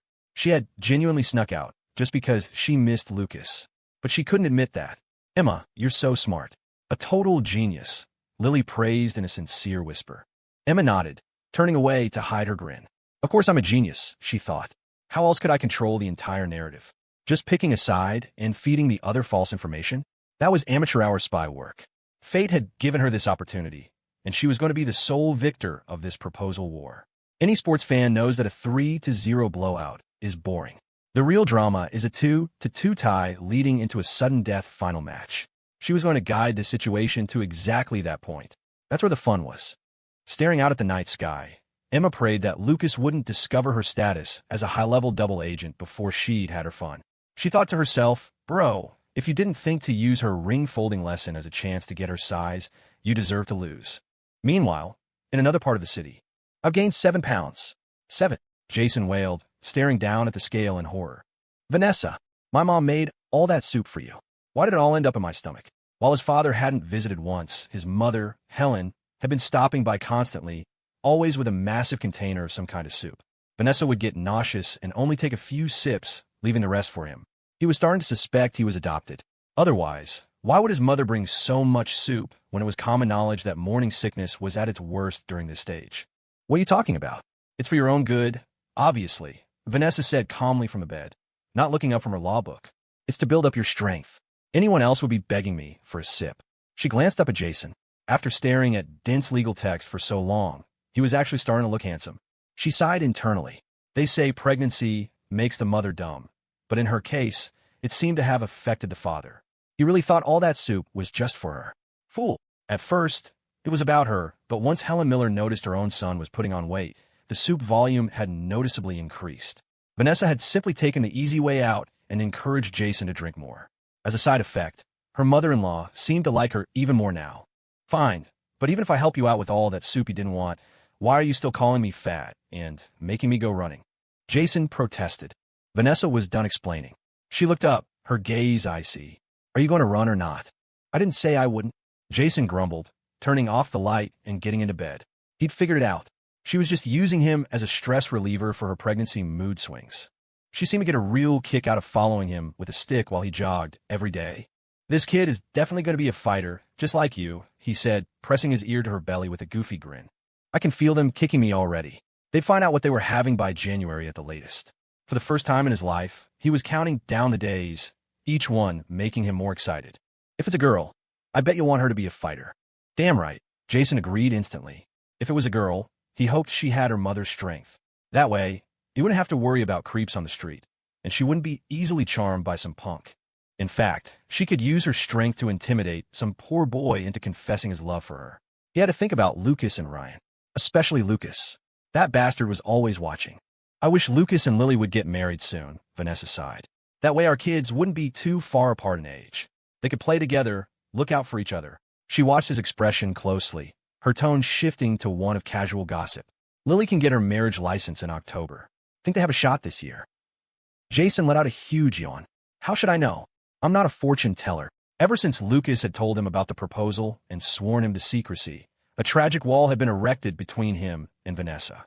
He had promised Lucas he'd be a vault. Besides, Vanessa had no filter and couldn't keep a secret to save her life.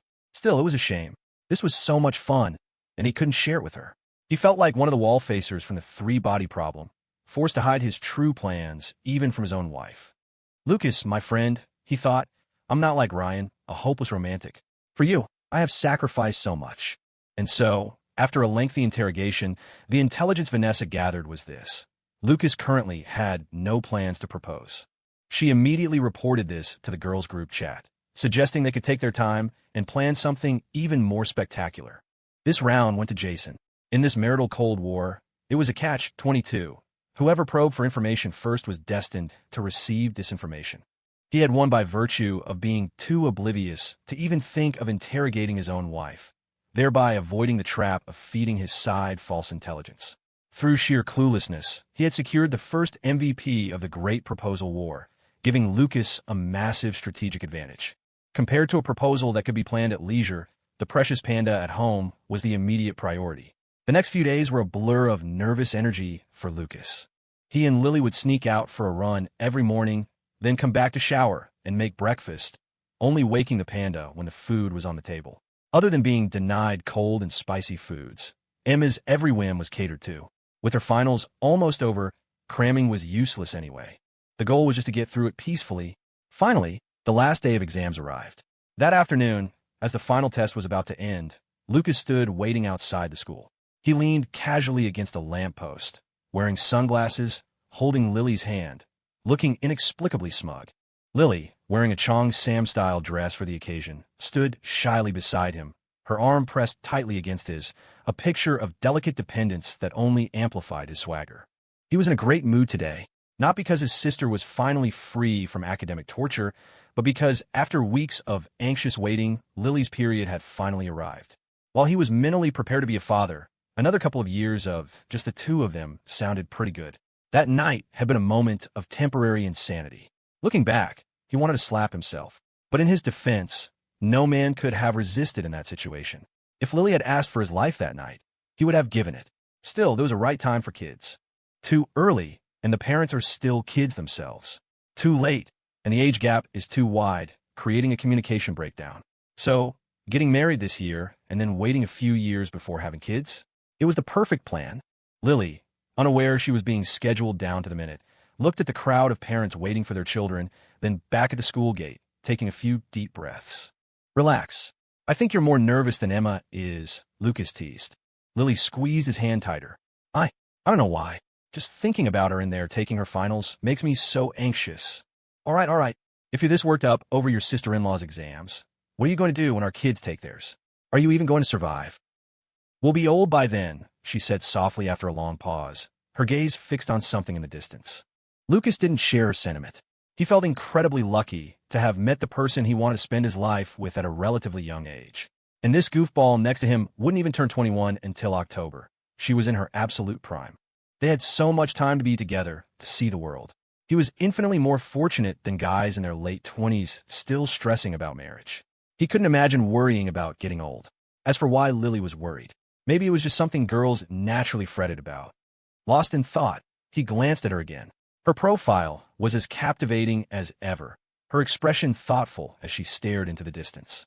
For Emma's big day, she'd chosen a slim-fitting, cream-colored, Chong Sam-style dress. It made her look elegant and serene, but the way it hugged her curves was utterly distracting. For a moment, he didn't know where to look. Sensing his gaze, she turned and gave him a sweet smile, her clear, beautiful eyes brimming with a seemingly endless tenderness. Lucas was mesmerized. Being with her every day, he'd almost gotten used to it. But ever since he'd started planning the proposal, his mind had been in turmoil. He wanted to marry her tomorrow. A girlfriend was one thing, but a wife was different. His feelings for her hadn't faded after they'd slept together. If anything, they'd grown even more intense. The ring was ready. The proposal had to happen, and soon. He needed to get his wingmen together and finalize a location. Lucas pulled her a little closer. Hey, lean in, he whispered. Lily obediently tilted her head toward him. If you're so worried about being old by the time our kids have their finals, he murmured into her ear, then we should just have them now. That way, we'll only be in our 40s when they graduate, and we'll still have plenty of energy for our own fun. You just want an excuse to be a pervert, she said, seeing right through him. She suspected that ever since his birthday, Lucas had developed a certain disdain for those little blue boxes. Why else would he buy so many of those ultra-thin 0.011s? Is that the kind of guy you think your boyfriend is? He protested. Then who bought those boxes that cost over $100 for just 6 condoms? She retorted, her cheeks puffing out. She couldn't believe something so tiny could be so expensive. And he, of course, had to buy the most expensive kind. If he ever bought them again, she would. She would be very cross with him. As she finished her sentence, her eyes fell upon the large sign over the school gate, Lakeview High School. Her face instantly turned crimson, and she lowered her head, falling silent.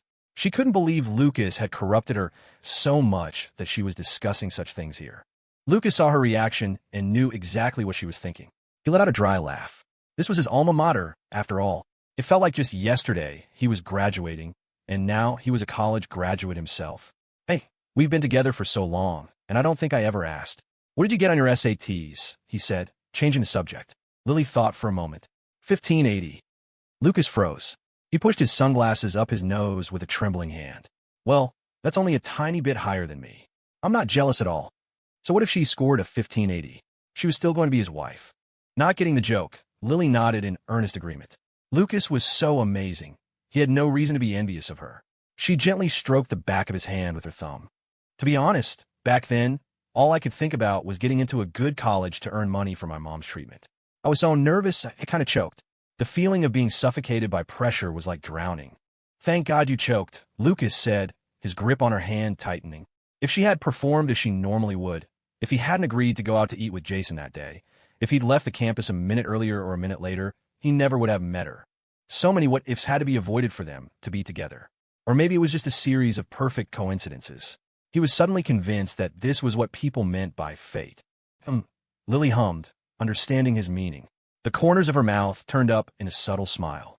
Actually, I think I would have ended up here no matter what. Why's that? What do you think? She countered with a little smile. Lucas took a deep breath and looked away. This goofball had changed so much in the past year. 6 months ago, she never would have dared to flirt with him like that. After a moment, Lily checked her phone. Emma should be done any second now. Finally, Lucas nodded. He felt a sudden jolt of nerves. With his spy, Emma, freed from her exams, his proposal plan was about to go into high gear. Even if they couldn't get the license until October, the sooner he proposed, the better. He couldn't wait. All around them, people were clutching bouquets and pressing toward the school gate. Lily glanced around, then looked back at him. I'm going to get Emma some flowers. Lucas agreed, telling her he was going to push his way to the front. As he watched her elegant figure in the dress recede into the crowd, an uneasy thought struck him. Although Emma insisted that Lily was acting completely normal, something fell off. Lily had forgotten about the paper rings for over a year. Why burn it up now? He had to be careful. He couldn't place 100% trust in his spy. Emma was a known agent of chaos. He squeezed to the very front of the crowd and pulled out his phone to text Jason. Lucas, tell Ryan and Leo we're meeting up again in the next couple of days. I bought the ring. We need to finalize the plan. Jason, what's the rush? Lucas ignored him. Has Vanessa asked you when I'm planning to get married? Jason, no. Jason, wait. She did ask casually if I thought you two would get married this year. Lucas, one. It couldn't be. He muttered to himself, glancing back toward where Lily was, still fumbling and hesitating to buy a bouquet. Could a girl that shy really have the guts to propose? As Lucas looked back down at his phone, he caught a flash of movement from the corner of his eye. It looked like Emma sprinting out of the school. Impossible. There are still 15 minutes left. He chided himself for his failing eyesight and rubbed his eyes. He looked again. He froze. Holy crap. It is her. Emma burst through the school gates, paused to shoot a taunting face at a girl who hadn't been fast enough to catch her, and then strolled casually toward the street. Lucas immediately raised his camera to document the crime. He'd never dared to turn in a test early.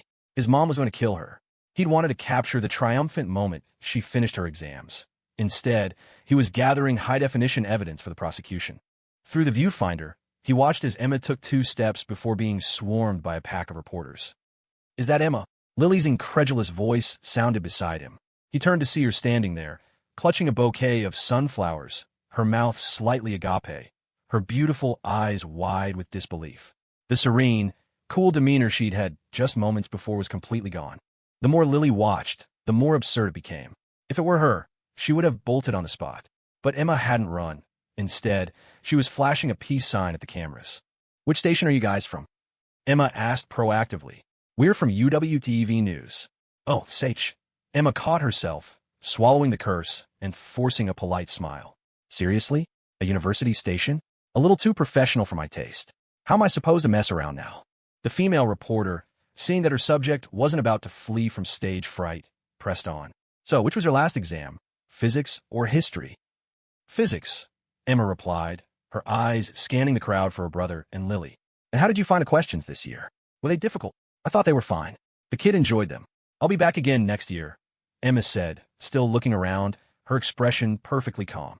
She'd actually done pretty well. The English exam had been easy this year, which narrowed the gap between her and the top students, setting her up to dominate in the science sections.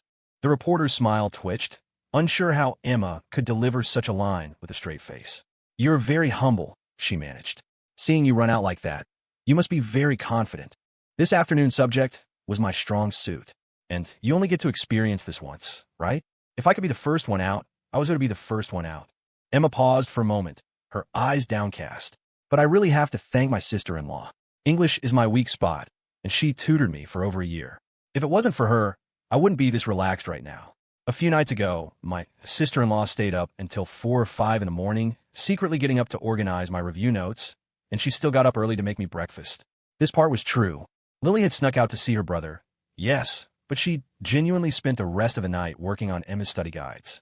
The reporter, skilled at reading people, noticed the glint of tears in Emma's eyes. She tensed up. This seemingly difficult girl was handing her a story on a silver platter. Just as she was about to probe for more heartwarming details, ready to write an award-winning piece, Emma's face broke into a grin. "Oh, right, and I have to thank my brother, too." "Did your brother also do something for you?" the reporter asked, her eyes shining. She couldn't believe her luck. She'd come here on a whim and stumbled upon viral gold. "I have to thank him for bringing such an amazing sister-in-law into our family." Just as the atmosphere turned awkward, another student dashed out of the school, shouting at the cameras as he ran past, "Buff Kaching!" Emma blinked, then yelled back, "Why would you buff Kaching?" "Buff Yasuo. How come Yeon gets a risk-free ultimate, but Yasuo has zero room for error? It's not fair." "Is it too late to wish I was an only child?" Lucas asked Lily, a half-smile playing on his lips. Lily was just as stunned, a small smile forming as she shook her head. She had thought she was being so secretive, but Emma had noticed her late-night study sessions all along. Lucas squeezed her hand. "So you've been pulling all-nighters for her?" Lily flinched and looked down. I'm sorry. We'll deal with you after Emma leaves." As they were talking, they saw Emma waving at them. "Bro, sis." Instinctively, a dozen cameras swiveled in their direction. Lucas immediately turned his head as if he'd seen nothing, pretending to admire the distant scenery. Then, with a deadpan expression, he put on his sunglasses and said to Lily, "Don't move. I'm going to the bathroom." "Huh?" Lily was only just now catching on. Seeing the approaching reporters, she instinctively grabbed the hem of his t-shirt. Are you abandoning me?" Seeing her pitiful expression, Lucas's smirk froze. Now, it was his turn to be stunned. She had to be using the word abandon on purpose. He bet anything they were about to be interviewed. When there's a viral moment, it doesn't matter if you interview the first person out or not. "Okay, let's both run," he said, holding his hand out for her. She bit her lip, looking helpless. But running away now seems even more embarrassing. How had she gone from an observer to the main event? She didn't know which was worse, being interviewed or being seen running away hand-in-hand in front of a crowd. An idea struck Lucas. "All right, let's not run. Why don't you try to have a normal conversation? I'll give you a point on your official girlfriend performance review. You're almost at a passing grade." Opportunities like this to work on her social anxiety didn't come along often. If it helped her, he could handle a little public embarrassment. The worst that could happen was ending up on the news and getting roasted by Jason and Aaron.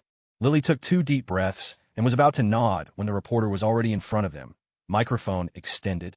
The reporter sized Lily up for a moment, inwardly gasping. She'd met countless people in her career, but she had never seen a girl this beautiful. "Hello, you must be the student's sister-in-law," the reporter asked politely. "You even wore a special dress. You two must be very close." Lily said nothing. The weight of all the eyes on her, the woman's expectant expression, it was suffocating. Lucas felt her hand tremble and gave it a reassuring squeeze. Lily startled, then gripped his hand tightly before finally nodding. "MMI, I'm her sister-in-law." A second later, she quickly corrected herself. No, not yet. I'm her brother's girlfriend." "And which university do you attend?" Lucas scoffed internally. These reporters are so unoriginal. Same boring questions every year. They rely on the students to make it interesting. Lily looked down. "The University of Washington," she whispered. "I'm still a student." "So you're a beautiful genius. No wonder you could coach your little sister-in-law into being the first one out." Lucas's eyes widened behind his sunglasses. Okay, this reporter's got some skills. She'd completely ignored Lily's correction. He liked it. "More of this, please. Do you have anything you'd like to say to her?" I don't know. Do I have to? Just anything that comes to mind." Lily's other hand was clenched in the fabric of her dress. After a long hesitation, she finally managed to squeeze out a few words. "I hope she stops bullying me like this." Beside her, Lucas nearly choked. He just managed to stifle his laughter when the reporter turned to him. Clearly, she was getting nowhere with Lily and decided to try interviewing them as a couple. She couldn't believe her luck. Surely they couldn't all be this difficult. "And you, sir, looking so handsome. You must be this young lady's boyfriend." "Hello." No response. The reporter blinked, confused. What was with this couple? Was there a delay? She waved a hand in front of his face. Lucas remained perfectly still behind his sunglasses. "I'm blind," Lucas said flatly. Then, pushing his sunglasses up his nose, he added, "And I can't hear." "Oh, okay." The reporter nodded, dazed.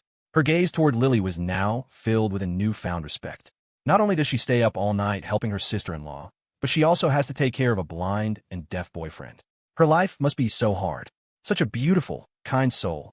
In that instant, she had already outlined a million-word epic love story in her head. It wasn't until she was walking away and saw her cameraman trying to stifle his laughter that she realized something was off. But by the time she looked back, they were gone. As dusk settled, the city lights began to flicker on. The sweltering heat of the summer day gave way to a cool evening breeze. Since the school was close to the apartment, they had walked, and now the three of them were walking back. As soon as they turned the corner, Emma tossed her clear pencil case into a trash can. Holding the sunflowers, she began walking along the curb like it was a balance beam, looking utterly pleased with herself, despite the cold glares from her two companions. Lucas had no desire to speak to her. After all the effort he'd put into chauffeuring her around, this was how she repaid him, by throwing him under the bus. Lily, bless her heart, seemed incapable of real anger. She just pouted, occasionally pulling Emma back toward her whenever a car got too close. "Nice work back there, turning your test in early," Lucas said suddenly. "You just wait until Mom gets a hold of you." Emma glanced back at him. "If you don't say anything, who's going to know?" "Why wouldn't I say anything?" "You know why," Emma said, subtly jutting her chin toward Lily. Lily, still counting on Emma's help with her own plans, wasn't about to pile on. That wasn't her style anyway. She just narrowed her eyes and stayed quiet. The long wait at the school had tired her out, and now she was leaning against Lucas, letting him support her as they walked. "Which college do you want to go to, Emma?" she asked. "The same one as you and my brother, of course," Emma said, stretching her arms high above her head. She turned to walk backward. "Sis, when I start my freshman year, you'll be a junior. I could be your little shadow for a whole year. We can get lunch at the dining hall." Lily hesitated. "I don't really eat at the dining hall anymore. I go home to make lunch for your brother." She already thought of the old rental as home. Seeing Emma's crestfallen face, she quickly added, "But you can come eat with us. It's super close. Just let me know what you want, and I'll make it." "No way. By next year, you two will probably have a kid. I'm not going to be your built-in babysitter," Emma scoffed. The words were barely out of her mouth before Lucas and Lily both moved to cover it. She dodged them just in time. Lucas and Lily exchanged a quick, worried glance.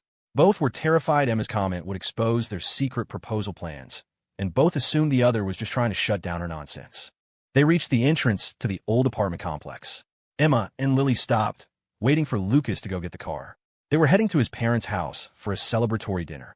As Lucas walked off, Emma sidled up to Lily. "So, sis, how are your preparations coming along?" Lily looked around nervously. Seeing no one nearby, she whispered, "I bought the ring." "Good. Don't be nervous. You got me, your spy on the inside. I'm completely loyal to you." Lily nodded earnestly. "I know." Emma had even taught her how to get his ring size. She was definitely on her side. "Okay, listen to me," Emma said, her voice low and serious. "Don't listen to Vanessa. If you wait too long to prepare, you'll lose the momentum. As soon as you're ready, you propose." She couldn't for the life of her figure out why Vanessa had suddenly declared that Lucas had no plans to propose. Had Jason flipped her? Emma suddenly felt like she was in a game of Mafia. It was thrilling. Lily watched the passing cars, nervously fiddling with her fingers. I'll try. I'm just so nervous." Half an hour later, the car pulled up in front of Sunset Hills. As Lily got out of the passenger seat, Emma leaned forward from the back. "Bro, if you need anything, just talk to me. I'm your sister. I'm completely loyal to you." "I know. Now get out. I need to find a parking spot." "You got it." Emma hopped out of the car. Lucas watched her retreating figure, his fingers drumming rhythmically on the steering wheel, a thoughtful expression on his face. "Look who finally decided to come home." Emily's voice, soft yet chilling, greeted him as he walked in the door. "I've been busy watching the precious panda," Lucas said smoothly. "Otherwise, I would have brought Lily over sooner." Emma, sprawled on the sofa, snorted. "My brother's been living like a king over there. He wouldn't have come over here unless he had to." The past few days had given her a clear impression. Her brother was living a life of pure luxury. He was waited on hand and foot. Lily even helped him take off his coat when he came in. Though, to be fair, she did the same for Emma. At night, if Lucas was working on his laptop, Lily would make him a late-night snack.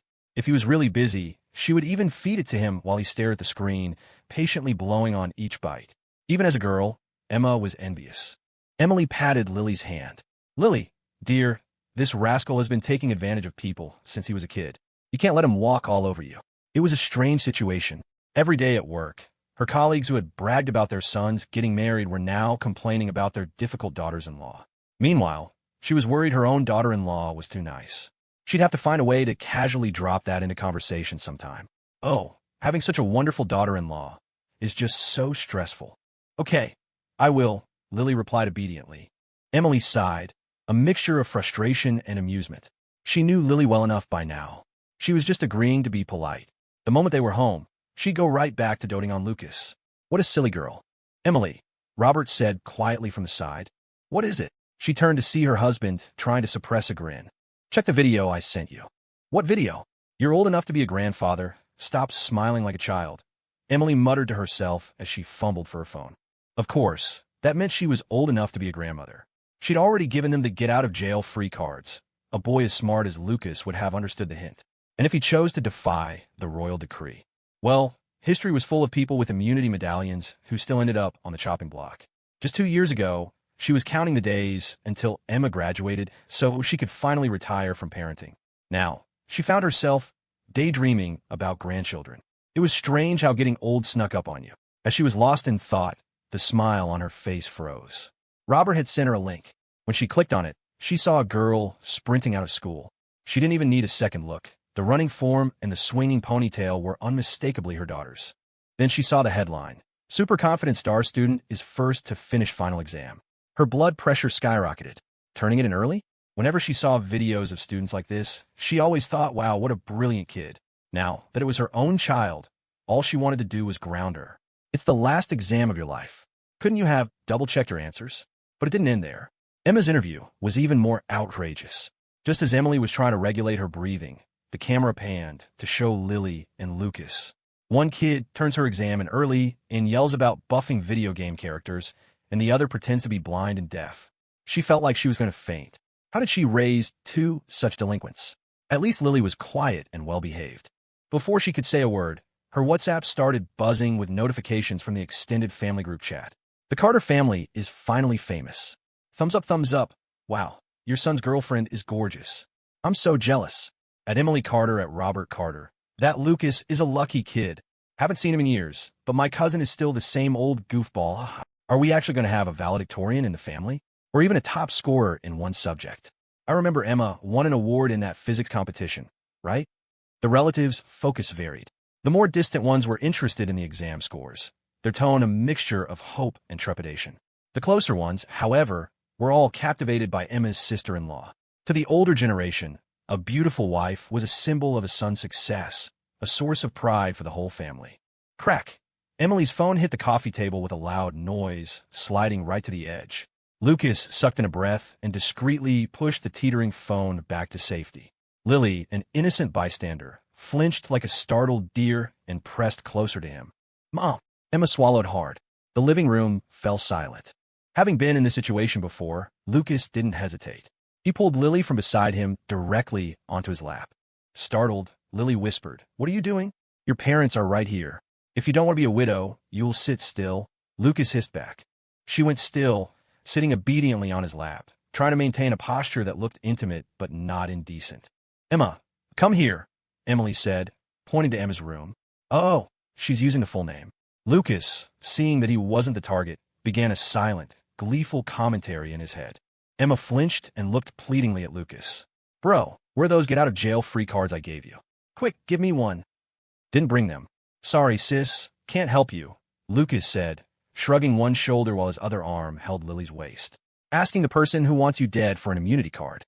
Not the brightest move. If he weren't currently relying on her questionable loyalty, he would be openly mocking her. "Mom, I might get into UW. I'm going to get a job this summer and give you all my money." "Mom."